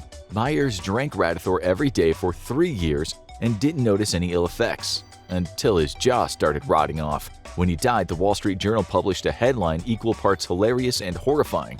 The radium water worked fine until his jaw came off. After Byers' death from jaw cancer, the FTC started cracking down on radium products. The creator of Radithor, William J. Bailey, when asked to comment, said, "I've drunk more radium water than any man alive, and I've never suffered any ill effects." Bailey later died of bladder cancer. In the mid-20th century, concerns about overcrowding in mental hospitals led to the development of the lobotomy, a procedure pioneered by American neurologist Walter Jackson Freeman II and surgeon James Watts. While the procedure has quite a barbaric reputation, at the time lobotomies were seen as an amazing advancement in neurosurgery because they were cheap, painless, and didn't require drilling or cutting into the skull. Because of the early success of the procedure, Freeman and Watts gained rock star status in the field of medicine, and journalists would often follow them around America and take pictures of the surgery in process. Freeman loved the attention and would show off for the cameras while performing lobotomies. If you think that showing off while you're carefully sticking a delicate surgical tool through a person's eye socket and into their brain is a bad idea, you'd be right. During one surgery he performed in Iowa in 1951, Freeman paused mid-surgery for a photo op, not realizing that when he turned his face to the camera, he'd moved his hand just enough to fatally damage his patient's brain. If you thought quack treatments were a thing of the past, think again. In 2012, O'Neill Ron Morris of Florida, USA, was charged with manslaughter and practicing medicine without a license when a number of women fell ill and died after he gave them back-alley cosmetic surgery. Turns out the fillers he injected into their lips, cheeks, and even butts were a toxic mix of cement, caulk, mineral oil, and rubber tire sealant. A similar case happened in 2020, when a man in Dusseldorf, Germany died of blood poisoning after getting penis enlargement surgery. The surgeon, a 46-year-old man named Torben K., was a restaurant worker who ran a makeshift clinic out of his apartment. He's since been sentenced to 5 years in prison, which we here at the Infographic Show feel he's more than earned. Back in the 1300s, a king by the name of Charles II of Navarre was being treated for a number of serious illnesses. Treatment at the time was far from advanced. The doctors basically just wrapped him up like a mummy and soaked his bandages in brandy.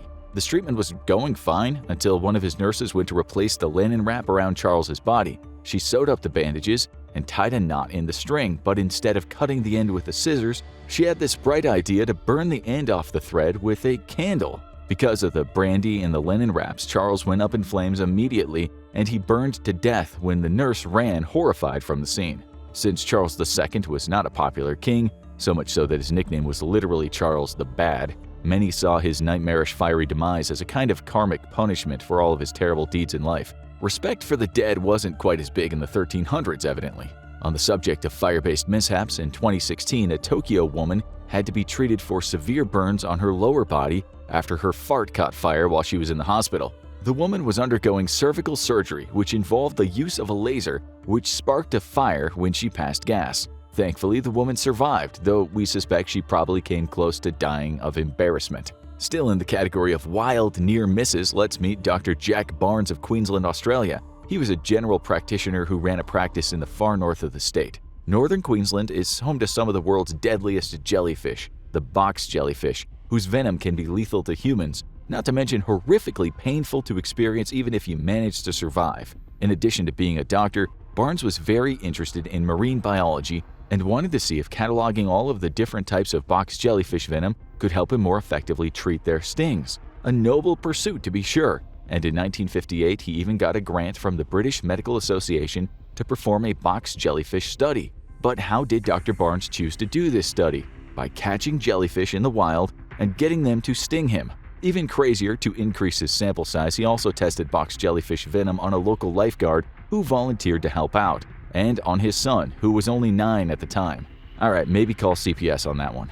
Miraculously, nobody died in the process, and through his research, Barnes was able to catalog a new species of jellyfish, Carukia barnesi, as well as develop treatments for box jellyfish stings that are still used by lifeguards and paramedics to this day. So, maybe subjecting his 9-year-old son to potentially lethal jellyfish stings was all worth it in the end. But of course, it isn't always the doctors themselves that can cause dumb death via medical mishap. Sometimes it's the patients or even bystanders who can be party to their own demise, such as in the case of this ill-considered home remedy that ended up having lethal consequences. Tina Christofferson, a woman who'd grown to believe she was suffering from stomach cancer, drank 4 gallons or 15 liters of water in a day in hopes of improving her condition. She instead predictably died of water intoxication.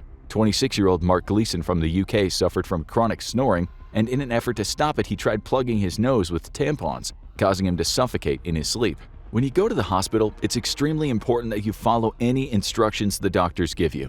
That's a lesson that Leandro Matias de Novaes of Sao Paulo, Brazil had to learn the hard way in 2023. When he went to the hospital to accompany his mother while she got an MRI, hospital staff gave him very clear instructions to remove all metal objects before going into the MRI room. De Novaes, who was a vocal advocate for gun ownership, decided not to comply and held onto the loaded handgun he brought with him in his waistband. When the MRI machine was switched on, its powerful magnet pulled the gun out of De Novaes' pants and caused it to discharge, shooting him in the abdomen. He died of his injuries a few weeks later. A common phrase hardcore gun rights activists use is, "You can take it from my cold dead hands." A powerful magnetic pull of an MRI is evidently extremely good at that. Another tragic MRI-related mishap happened in 2001 when a 6-year-old boy from New York, USA was crushed by a metal oxygen tank that was left too close to the machine while he was getting an MRI. The magnetic field produced by an MRI machine is 200 times more powerful than a common fridge magnet and about 30,000 times more powerful than the Earth's natural magnetic field. So any metal drawn into that field is going to travel with some serious force. Alright, let's have one more bizarre MRI death to take it up to a nice even 3. Rajesh Maru of Mumbai, India was carrying an oxygen tank to a room where, unbeknownst to him, the MRI machine was switched on. He died when he was sucked into the machine. The weirdest part of this one was the fact that Maru didn't even work at the hospital. He was there to visit his uncle, and while he was there, a junior staff member asked him to move a cylinder into the room for him, assuring him the machine had been turned off. Of course, no list of crazy medical mishaps is complete without Robert Liston, king of the amputation speedrun, who was famous for his brutally efficient surgical techniques. Back in the 19th century, before the invention of anesthesia, it was essential for surgeons to get in and out as quickly as possible to minimize patient suffering. You had to be fast, and Liston was the fastest surgeon out there. His record for a leg amputation was 28 seconds, and he was so sure of himself that before every procedure he performed, he would yell out, "Time me, gentlemen!" But as we all know, pride cometh before the fall, and eventually Liston got a little too confident. During a routine leg amputation, he brought the knife down so fast that his assistant didn't have time to move his fingers out of the way, and he lost 2 of them along with the patient's leg. Then, when Liston pulled the knife out, he accidentally sliced one of his own spectators on the backswing. The patient, the assistant, and the spectator all died from infection, making Robert Liston the only surgeon to ever perform a procedure with a 300% mortality rate. In 1952, Margaret Wise Brown, a children's picture book author, best remembered for the classic Goodnight Moon, had to get surgery for a ruptured appendix. When she was about to be discharged from the hospital, she kicked her leg up in the air to demonstrate how healthy she was feeling. Later that year, she died of an embolism while on a book tour in France. What did that have to do with her surgery? Well, it turns out there was a blood clot in her leg that had gone untreated, and when she did that high kick to show off for the nurse, the clot dislodged and moved upwards to her heart. In 1985, Miami Herald photographer Bob East died after a toxic chemical called glutaraldehyde was accidentally injected into his spine by doctors. He went into the hospital to receive cancer treatment and was about to go into surgery when his anesthesiologist, Anthony Giamfi, realized he injected the wrong vial into East's spine. Giamfi had accidentally picked up the chemical that was supposed to be used by an eye doctor to preserve cancerous eye tissue. In a scene that could have been funny if nobody died, Giamfi didn't realize the mix-up until the eye doctor came into the operating room asking if anyone knew where he put his vial of glutaraldehyde. Truth truly is stranger than fiction. Have you ever been too embarrassed to ask for help after making a mistake? That's exactly what happened with some doctors in Sydney, Australia, who were operating on a 20-year-old car accident victim in 2021. During surgery, the man's breathing tube became dislodged, and it took a very long time for the doctors to notice. When they eventually did, they tried to fix it, but it didn't work. After that, they could have called a specialist to replace the tube in only a couple of minutes, and they just ignored the issue altogether. The cherry on top of the situation? When the man's family asked to see his death records, the hospital withheld them and destroyed them to cover up the manslaughter. In 2007, brain surgeons at Rhode Island Hospital received a reprimand after it was found that they had been operating on the wrong side of the patient's brain, not just once, but 3 times. One surgeon was fined $50,000 for drilling into the left side of the patient's skull when scans clearly showed the bleeding was on the right. The fine and reprimand didn't seem to do anything though, because in August that same year, another patient died after another surgical team at the same hospital operated on the wrong side of his brain. Apparently, you don't need to know how to tell left from right to get a medical degree in Rhode Island. Over in Pakistan, an 80-year-old woman died in a hospital in 2021 when a man who used to work for the hospital as a security guard impersonated a doctor and performed her surgery on her back. The man, Muhammad Wahid Butt, had been fired from the Lahore hospital 2 years before the incident for trying to extort money from patients. Lahore police said that this wasn't the first time he'd posed as a doctor either. Before being fired, he would make fraudulent house calls to patients who paid him believing he was a real doctor. When using Pakistani public hospitals, patients are required to pay some portion of the cost of treatment up front. It was this money that Butt was hoping to defraud from his multiple victims. When asked how Butt had been able to get in, a hospital official simply said, "We can't keep up with what every doctor and what everyone is doing at all times. It's a large hospital." Sometimes medical mishaps aren't the results of doctors themselves, the patients, or even charlatans posing as doctors. In the high-stakes world of surgery, even poor record-keeping can kill. This is what happened to Jessica Santillan of North Carolina in the USA. She had a congenital heart defect and needed both her heart and lungs replaced. After years on a waiting list, she was taken into surgery at Duke Hospital in 2003. However, her body didn't accept the transplants, and she tragically passed away in the hospital. The reason for her death? The organs were the wrong blood type, and nobody caught the error. The doctors just assumed that if they were available, they must be compatible. It was a stupid and frankly amateurish mistake that cost a woman her life. In Brazil, an 88-year-old woman named Hilda Vitor Maciel died in 2012 after having soup injected into her bloodstream. How does something like that even happen? Well, Maciel had been in hospital after suffering a stroke that had left her unable to eat on her own. She had a feeding tube in her stomach and an IV drip in her arm. The nursing technician taking care of her got the two tubes mixed up. The director of the hospital acknowledged the mistake, but denied that the soup injection was directly responsible for the woman's death. Her family believed otherwise and filed a lawsuit. Medical blunders don't just happen to humans. Vets can suffer freak accidents just as easily. In 2012, a vet from the UK named Erica Marshall was performing surgery on a horse in a hyperbaric chamber, which is a chamber filled with high oxygen air to help speed up healing. The problem with these chambers is that high oxygen air is also extremely flammable. So, when Marshall's equine patient got scared and kicked through the wall of the chamber, the horse's shoe caused a spark that in turn caused an explosion, which killed both Marshall and the horse. It's all enough to make you want to stay away from hospitals, isn't it? Because sometimes you don't even need to be in or even close to surgery to die in one. Such is the bizarre and tragic case of Hitoshi Nakaido, an aspiring missionary doctor at Christus St. Joseph Hospital in Houston, Texas. In 2003, he became trapped in a faulty elevator while a colleague was inside. The doors got caught around Hitoshi's head, and the elevator rose, decapitating the aspiring doctor and trapping an unfortunate woman who worked at the hospital in the elevator with his corpse. She was in there for over 15 minutes before she was rescued and taken into care. They hold hands as the carriage moves up the steep ascent, their heartbeats quickening to the chugging sound coming from below their feet. As the car reaches the summit, he squeezes her hand tightly, giving her some reassurance. He had to coax and beg her to get on this ride. She nervously smiles at him as the car moves along the top of the ride. The vast panorama of the amusement park lies in front of them.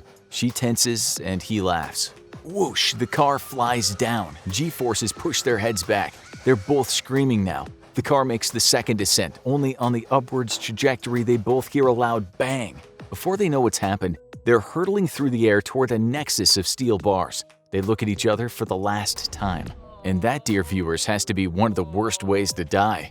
In the US alone, from 1987 to 2000, there were 4.5 ride deaths in amusement parks each year, which might not sound like much to you, but it's enough. You also have to consider that as far as safety goes, the US has pretty strict standards. The deaths weren't all on roller coasters, of course. Just to give you more variety of deaths, today we'll include other kinds of incidents that happened when people sat in a carriage and went for a ride at an amusement park.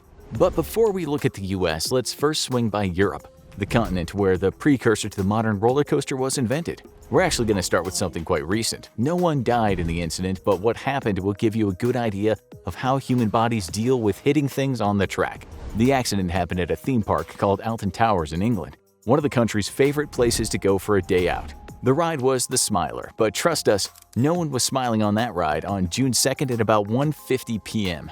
An empty safety carriage first set off on the vast network of labyrinthine rails. The thing was, it just stopped on the track. That didn't bode well for the full carriage that was next to go. Luckily, it wasn't traveling at its top speed of 52 miles per hour when it made contact with the other carriage. In case you're wondering, some rides can go as fast as 149 miles per hour. The 16 riders hit the stationary carriage traveling at 20 miles per hour, but just think how it would have felt to have your legs hit a steel train at that speed. 5 people in the front were seriously injured, with 2 young women both losing a leg. The accident was partly blamed on strong winds that prevented the test carriage from completing its journey, but the park also was to blame and had to pay out about $6.8 million. We told you the story just to give you an idea of what happens when things go wrong. The downside to roller coasters is that when accidents do happen, people tend to hit things very hard going very fast. A roller coaster is really no place to fall, either, as you'll now discover in one of the world's worst tragedies of all time. The accident happened in England, too, but way back in 1972. It was the kind of accident many of us have panic attacks over when we're in the queue about to get on a ride. The ride was called the Big Dipper, and the theme park was called the Battersea Park. There are survivors in this tale too, and some of them told the story of what happened on that fateful day. 31 people paid about 20 cents to ride the Dipper, advertised as the thrill-a-minute joyride where you pay to be scared. Most of those folks on the ride were just young teens, many of whom were on a school trip.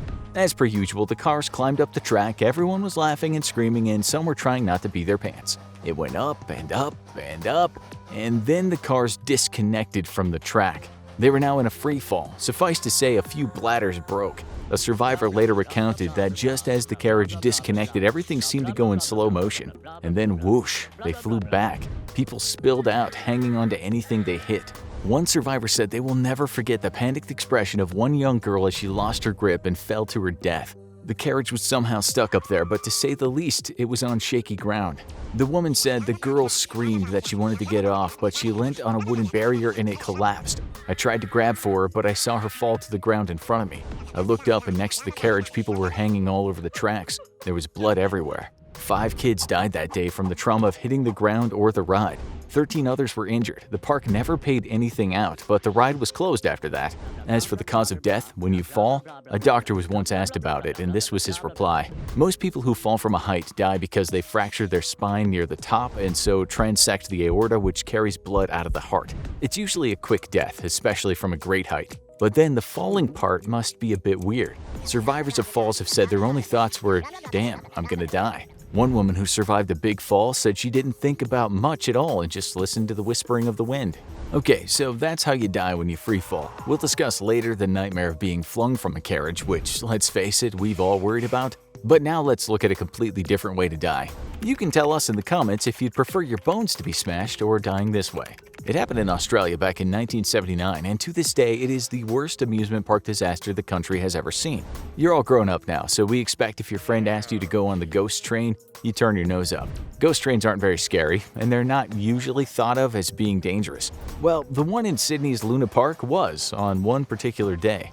You don't want to be riding a ghost train when there's a fire, for the simple reason that being that these sorts of rides are generally in covered tunnels. So when a blaze got going on this ride in the morning of June 9th, the tunnel filled with thick smoke. The carriages actually kept moving, but it seems some people got off and tried to get out as fast as they could since they were choking. Of the 35 people on the ride, 28 of them came out of the tunnel crying and coughing. Nonetheless, a father and his 2 kids died in there, as did 4 other kids. Most of them died from smoke inhalation, although some of them were burned to death. As for how that must have felt, you all know very well that burning hurts like hell. Until your nerves are burnt through, you'll feel the most excruciating pain you've ever felt. Dying from smoke inhalation would be better because once there's no oxygen, you pass out before the flames get you. This is really a living nightmare, being trapped in a fiery tunnel. As for how it happened, electricity was blamed and a cigarette was blamed, but it was most likely arson committed by an organized crime group. Apparently, it was related to one gangster wanting to take over the park. As you'll now see, even out in the open, floating on water can be deadly. You've all seen those rides that consist of people sitting on a round raft and traveling down some rapids. You don't generally have many concerns about getting on such rides. That's because they're usually safe as houses. But on October 2016, in Australia's Dreamworld amusement park, things went wrong on Thunder River Rapids ride. Basically, a pump failed, and that meant a sudden drop in the water level. This led to one of the empty rafts getting stuck on the conveyor that moves the rafts. The raft behind that, carrying 6 people, hit it at speed. What happened next was awful. The raft with the people in it was pushed into a vertical position, causing its occupants to fall out. Worse, some of them were pulled down into the moving components of the ride. 4 adults died and 2 kids survived. Paramedics later said that the best doctors in the world couldn't have helped the victims. While those kids were thrown into the open water, the adults were trapped in the components under the water. We can't find the cause of death, but it was either on impact with the machinery or drowning, none of which are pleasant. The park was at fault and had to pay out $3 million. Is drowning the worst way to die? One person that drowned and was later resuscitated said, "I was terrified out of my mind. I didn't have any air to breathe." She then said at one point she accepted her death. She added, "I tried kicking my legs and then everything went black." Basically, at some point your brain will just make you take a breath. It's actually called the break point. Water then floods the lungs and the person still alive can't fight due to the lack of oxygen in their blood. Some people have described this as torture, although one survivor said, "I just let go and my flaccid body just floated in the water for a few seconds. My lungs had more or less given out and there was no pain, just comfort." Okay, now for something you never expect to happen in a million years. It happened in 2019 on a pendulum ride at Kankaria Amusement Park in Ahmedabad, India. A round carriage rotated as a pendulum moved the carriage up and down. It started off quite slow, with as many as 30 occupants looking like they were not scared at all. But when the pendulum started swinging really high, people started screaming. For a good reason too, because the pendulum arm snapped and the carriage bashed into the ride's triangular frame. Looking at it, you would expect that many people died, and even if they didn't, you'd think a lot of those folks would have suffered some very serious injuries, similar to how a fly might end up after you've hit it with a newspaper. Fortunately for some people, their side of the carriage didn't make an impact and they were kept safely in their seats and didn't suffer any serious physical injuries. But 2 people died whose side of the carriage did make an impact. They were basically crushed to death while many others were critically injured. As for how the ride's main arm could just break like that, one expert had this to say about the tragedy. India has a long-standing problem which allows the use of inferior unauthorized copies of rides made by either local companies or rides sourced from other countries, often with fatal results. Again, no one really expects that kind of thing to happen, but there's one thing we all fear when we get on a fast ride, and that is being flung out of the carriage. But does that really happen? The answer is yes, and it's happened quite a few times. But seeing as we're doing a round-the-world trip today, we'll now head over to China. In 2017, a girl was strapped into the Travel Through Space ride at Chaohua Park, close to the city of Chongqing. Information is scant, but it seems as the ride was in full flight when she went into full flight, except not in the direction the other passengers were going. She was flung into metal railings and died later in a hospital. What's shocking is that her seatbelt had not been working and the bars supposed to hold her in were not tight enough. How it would feel to die this way is hard to say, because once she made the impact, she was very likely knocked out. Perhaps the worst part of the death was the few seconds flying through the air. We're gonna stay with China, just because this next accident was totally insane. It happened in 2010 at an amusement park in Shenzhen. The ride was called Space Journey, and it was supposed to simulate what it's like taking off in a rocket. Basically, a circular carriage was lifted up in the air and spun at a high velocity, giving the people the feeling of experiencing double gravity. That was all well and good until one of the carriages disconnected and went flying into the other carriages. It fell to the ground in flames, looking like a real space rocket when things go terribly wrong. No one cause of death was given, but we expect the 50-foot fall might have led to serious trauma. On top of that, the carriage was in flames when it landed. They didn't stand a chance. They might not have had much time to think, but this next victim certainly did. He was an operator at a ride in Naudière theme park in Sautron, France. The ride was actually one of those kids' rides that you see going very slowly, often made to look like a big caterpillar. This kind of ride should be very safe, indeed. But the operator decided to get out of his booth while the carriages were still slowly moving by. He then slipped in the gap between two of the carriages and his legs fell through the holes in the track. Since the ride was still going, you can only imagine the pain as his body was pushed by the carriage. Someone managed to turn the ride off, but the man was so badly hurt that to save his life, doctors had to amputate both legs at the scene. The guy still didn't survive. He wasn't actually trained to control that ride, so the park owner spent 6 months in prison. As for how it'd feel to die this way, it certainly deserves to be on the worst ways to die list. We're not sure how long the guy was conscious for, but we guess he had some time to think about what was happening. The cause of death was likely due to being crushed, which can lead to what are called lysis, ischemia, and vascular compromise. In layman's terms, cells die when a part of the body is crushed. Lactic acid is released and blood vessels are compressed, and that can cause death. Prior to this, if the person is conscious, the injury of course is about as mentally traumatic as you can get. Strange thing is, there is something called reperfusion syndrome. This is where the person is released from the thing crushing them, then suddenly gets lots of oxygen to the tissues, and that can have a paradoxical effect that puts the person in a rather good mood. Soon after, they usually drop dead, and that's why it's sometimes called smiling death. Let's hope the French dude had the last laugh. Now let's head over to the US, where either the most accidents happen at amusement parks, or there are just more reports available for our researchers to find. It's hard to say what the worst disaster in the US was, but the haunted castle disaster at Six Flags Great Adventure Park in 1984 has to be up there. In short, a 14-year-old lit a cigarette for some light after a bulb went out.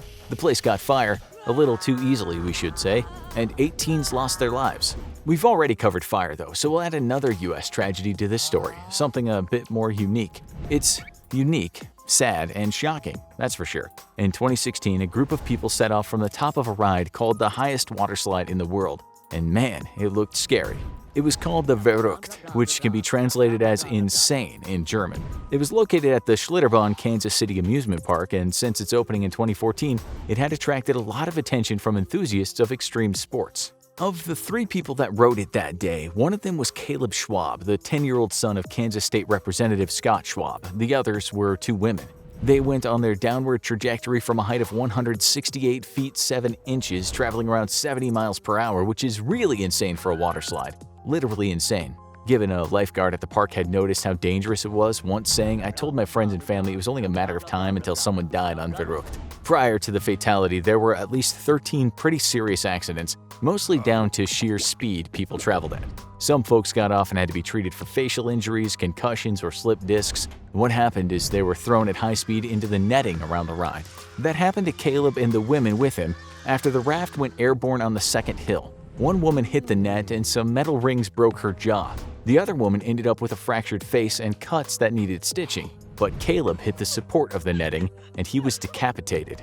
The raft should not have gone airborne like that. It was speculated that the reason it did was that the little boy, light in weight, sat in the front. The women were on the heavy side, weighing 275 pounds and 197 pounds. That apparently was the problem, as was the entire setup of this dangerous ride. We're not blaming the victims, of course, just pointing out what happened. The ride was closed down in 2018 and the Schwab family settled for $20 million.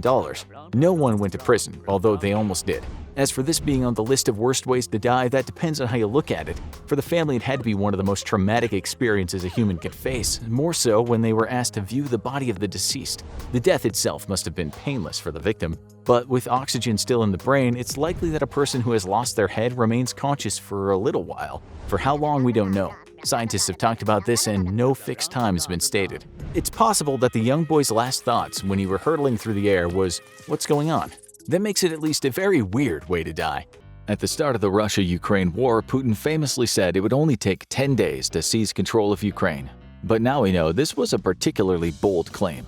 Maybe it would have been true if Russians didn't already have an affinity for perishing in surprising, unusual, and often downright hilarious ways. Welcome to the Dumbest Ways to Die Russian Edition. One of the most common myths involving Russians and humorous deaths is the supposed death of Queen Catherine the Great, reigning from 1762 to 1796. In one of the theories behind her death, it was suggested that her love of horses was too much to bear. Apparently, during a particularly amorous activity with a horse, its suspension cords broke, and the animal crushed Catherine to death. While the rumor certainly fits the bill of a dumb way to die, Catherine the Great never cavorted with horses, and in reality died in old age from a stroke. The rumor was most likely circulated to discredit her reign. However, people have died from having sex with horses after their colons were perforated by the horse's member. We couldn't find reports of Russians succumbing this way, so it could be a story for another video.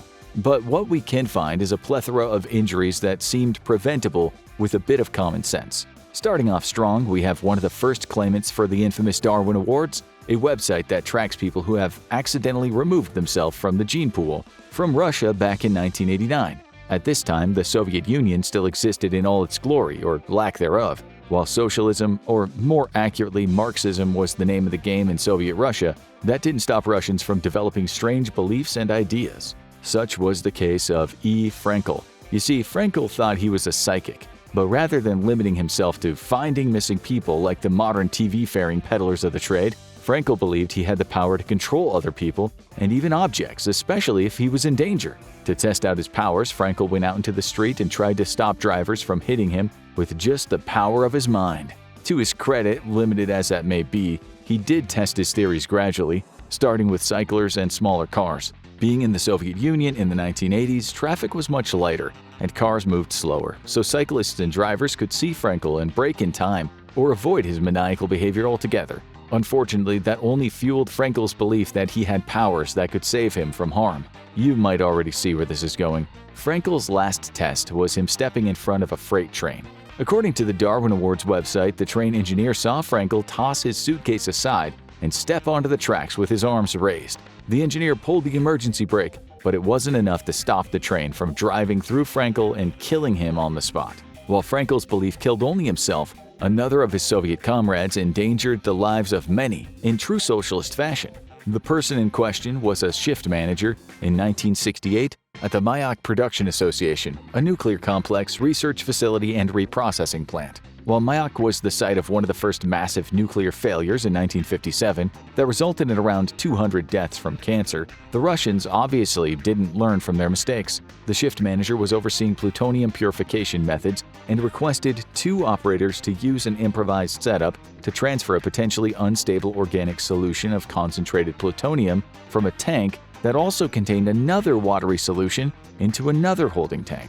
Note the word improvised, as the entire procedure was entirely made up on the spot with little regard to safety protocols. Even worse, it used what the official report classified as an unfavorable geometry vessel to draw the solution from one tank to the next. Close to the end of the transfer, some of the watery solution got mixed into the desired organic solution, and the operator stopped to receive further instructions from the shift manager.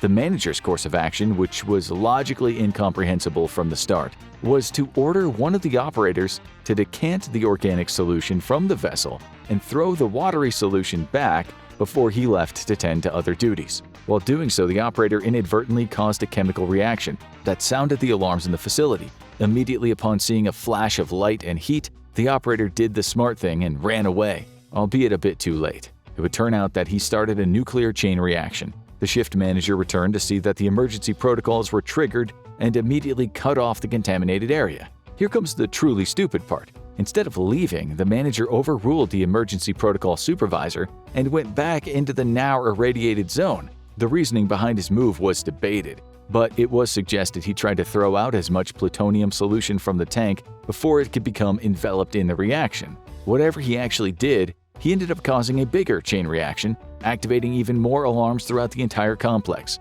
Even if you have limited knowledge of nuclear reactions and radiation, you should know that radiation exposure is deadly, and that it kills slowly and gruesomely.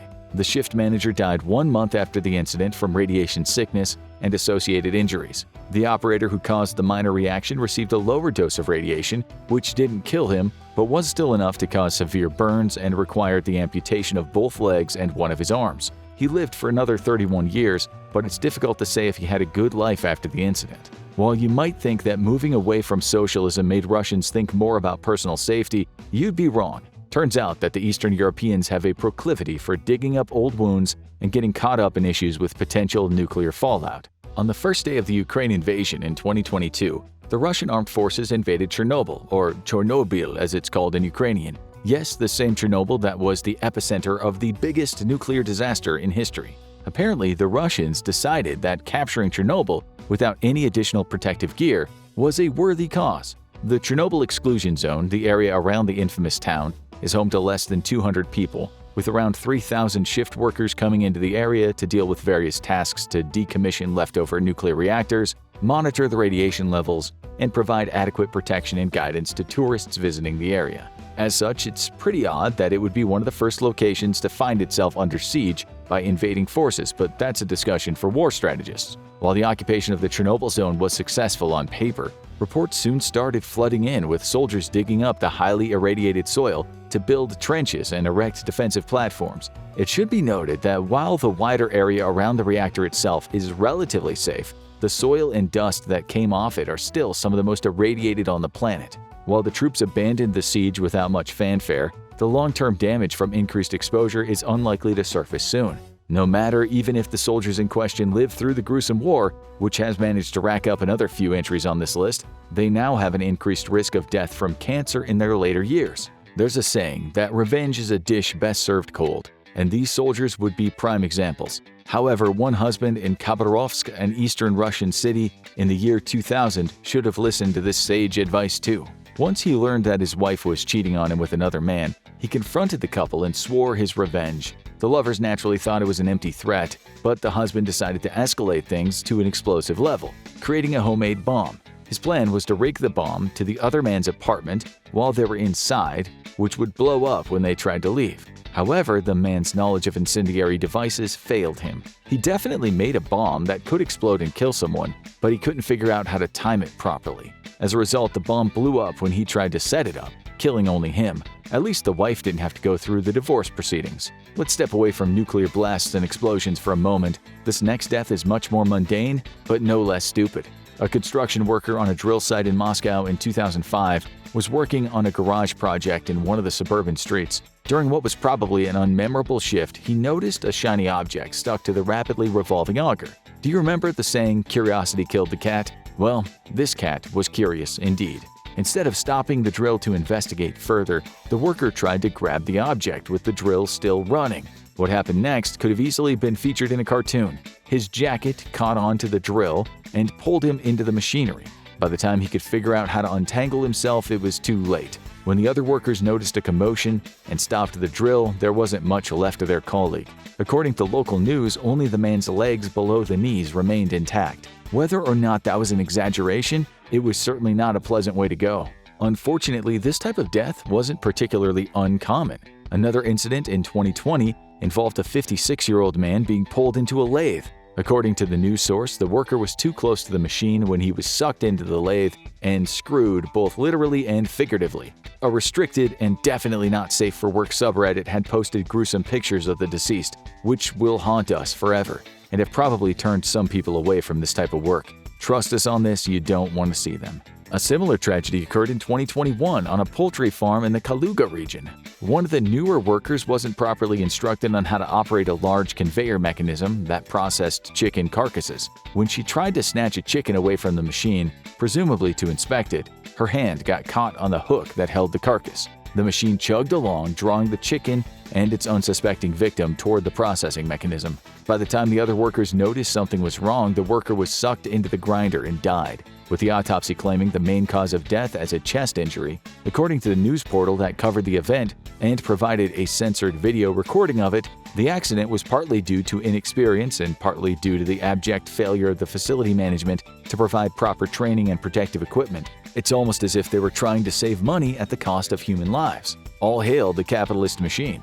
But we don't want to grind your gears with these gruesome deaths. Let's turn to something less deadly for a minute that still caused irreparable harm. This Darwin Award nominee was a small-time thief who burgled people's homes and took anything of value he could find. He probably had a bit of success in his endeavor that urged him to go to more lucrative ventures, including breaking into homes when their occupants were sleeping. As it turned out, what was probably his last escapade turned out to be the home of a 30-year-old disabled man who used a crutch to get by. As the thief got to work, the homeowner woke up and noticed a shadow rummaging through his bedroom. When he cried out in surprise, the thief tried to elevate his charge from burglary to home invasion by attacking the owner. The owner managed to grab his crutch and, in a move right out of Tom and Jerry, hit the thief right in the crotch. The thief howled in pain and leaped out of an open window. The window was on the first floor, so the thief sustained only minor injuries from the fall. However, in what defies logic, the crutch has managed to do more than blunt damage. When the homeowner struck the thief, he managed to steal something back,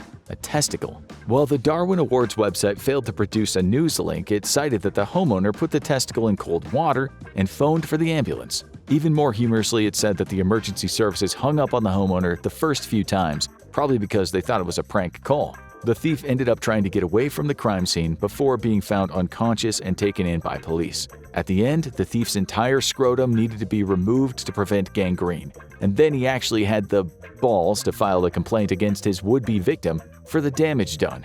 If you followed so far, you'd think that Russians had a penchant for dying or getting maimed in stupid ways due to a lack of intelligence or aspiration.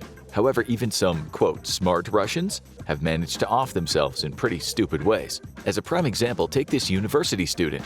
It was said that Sergei was destined to become a chemist from an early age when he claimed he'd make a potion of immortality. While this was squarely in the realm of magical alchemy, Sergei pursued his vision with pseudo-scientific zeal. His persistent experimentation led him to regularly consume small amounts of mushrooms, arsenic, and cyanide salts. These were apparently not enough to kill him and instead bolstered his claim that he was immune to such poisons. If you think Sergei was stupid, you'd probably be correct. The practice of consuming poison in an ever-increasing amount was recorded in history and mythology as the method rulers used to make them immune to assassination attempts and remain in power. It's called Mithridatism, after the Greek ruler whose myth popularized it. However, it has no sound scientific roots and doesn't work except in very few isolated cases, such as alcohol tolerance, and even then it has very mixed results. But back to Sergei. Despite his illogical proposition, Sergei worked tirelessly for his cause, managing to get accepted to 2 universities as a promising chemistry and anatomy student. After one of his regular consumptions of poisons, he probably bit off a bit more than he could chew and started developing immediate side effects of mild cyanide poisoning. Instead of drinking plain water, he diluted the rest of his cyanide salt stash and drank that. What went through his mind at that moment, we will never know. However, what went through his body is generally understood by science. Even in lower doses, acute cyanide poisoning causes weakness, dizziness, and breathing difficulties. The body eventually loses consciousness and enters a coma, with seizures and cardiac arrest following in seconds. In the end, Sergei discovered what the scientific community already knew. Cyanide kills. Maybe he should have stayed in school for a bit longer. While we're on the subject of students, a student in Ukraine suffered a similarly stupid death. Well, this one wasn't Russian. It only goes to show that they may not be as different as it might seem. The student in question had a habit of dipping his gum in citric acid to add more zest to it. One day, he managed to confuse his usual citric acid stash with an unidentified chemical. While the chemical was unknown, its effects certainly were. The student's mother reported hearing a loud pop. The student's jaw was blown off, and he died from his injuries shortly after. Speaking of people who should have stayed in school, this welder should have probably gone back. The subject of this story worked as a gas and electric welder in a construction enterprise. It seems the welding life got a bit boring for him, so he decided that to spice things up, he'd try to become a daredevil. He managed to source a disused howitzer, type of artillery weapon similar to a cannon, and place carbide and water into the barrel. Carbide has a pretty explosive reaction with water and is a good approximation of gunpowder for the purposes of this experiment. Then, he put a fire extinguisher down the muzzle to serve as a projectile. What happened next should not be a surprise. The chemical reaction created heat and pressure, which caused the lodged fire extinguisher to explode. As it happened, the welder's head was within range of the shrapnel that erupted from the howitzer. Worse yet, the accident, more like a coordinated suicide, transpired at the welder's workplace. How he managed to roll a howitzer to work without anyone noticing or asking any questions is beyond us. But hopefully it tells you something about the Russian mentality that somewhat explains why this video is not done yet. Not even Russian doctors are infallible, and one unfortunate case of misdiagnosis led to 2 deaths of the same person. A 49-year-old woman in Kazan City experienced chest pains and was brought to the nearest emergency center after losing consciousness. The doctor correctly deduced that she had a heart attack and then pronounced her dead. The funeral took place 2 days later. When the deceased was placed in a coffin and the relatives started to say goodbye, she woke up and screamed. Apparently, she had only entered a short-term coma after the heart attack. However, the shock of seeing her own funeral caused that poor woman to have another heart attack, which would be her last. She was rushed to the nearest hospital, hopefully not the same one, where she was pronounced dead. For real this time. Hopefully her husband managed to make peace with the situation. Russia is known for its fabulous nature. After all, it's the largest country by area in the world. So there's bound to be some nature reserve you can drive to and enjoy the scenery. What this Russian couple did was certainly enjoyable, at least for a bit. The pair, a 22-year-old teacher and his girlfriend, decided to loosen up on a trip through the Volgograd region and make love in the back of the SUV while next to a lake. Noticed we said next to rather than parked. The vehicle was presumably in neutral, and perhaps the pair forgot to pull the handbrake, meaning the rocking from the couple's strenuous activity caused the car to start moving. The pair realized their mistake too late and didn't manage to escape the vehicle once it plunged into the lake. Police were called only after the couple was reported missing. After a long search, they found the tire tracks next to the lake. The car was pulled out with the 2 corpses in the back seat. Talk about sex being deadly. While some people get a thrill from having sex in odd places, others decide that the sky is the limit. One such example is a 2015 Russian Instagram celebrity whose tactic to gain views was to scale tall buildings and snap selfies on the roofs or antenna. During one such excursion, the safety rope that he used snapped and the 17-year-old plunged to his death. According to Russian news sources, he wasn't the only one. At least 10 people died and 100 more got injured by trying to take selfies that year. It became such a problem that the government had to create an official campaign to dissuade the Russian youth from attempting to replicate these selfies. The proliferation of social media in Eastern Europe has also made its way into the army, which allowed us a unique view into the ongoing Russia-Ukraine conflict and all the stupid deaths that resulted from it. Take the example of one Russian soldier who, with all the mental training afforded by the army, decided to swap out one of his body armor plates for a looted MacBook. Now, the plates that are slotted into modern armor have one purpose: stopping bullets. The same cannot be said for your average MacBook. In an unsurprising turn of events, the soldier was killed in Ipsen, and the MacBook was recovered in partially working order. Now, the soldier would have probably died even if they had the protective plate on, but why take the risk for a piece of tech? Speaking of risks, perhaps the biggest risk many Russians have taken so far is the entire Russian invasion of Ukraine. The supposed 10-day invasion has lasted close to 2 years as of the making of this video, and the casualties suffered by the Russian side have been staggering. According to NBC, Russia's death toll is about 315,000 soldiers, with the standing army starting at over 360,000 when the war began. The war has undone years of progress, technological, economical, and societal in Russia, shaking the country to its core. Some of the more educated or capable Russians are cognizant of the issue, with reports of around 200,000 Russians fleeing the country to avoid conscription or prosecution due to practicing free speech and opposing the invasion. Even Russian oligarchs aren't safe. The ongoing list of Russian casualties states prominent business people, generals, and even their families have died under mysterious circumstances, and that list has grown to more than 50 people. Most of them still have unresolved deaths, and the real reasons will probably never be made public. So, if you have any form of power in Russia, you should stay away from windows, railings, and hospitals, otherwise you might just end up on that list. For an American counterpart, check out Dumbest Ways to Die Florida edition, or watch this video instead.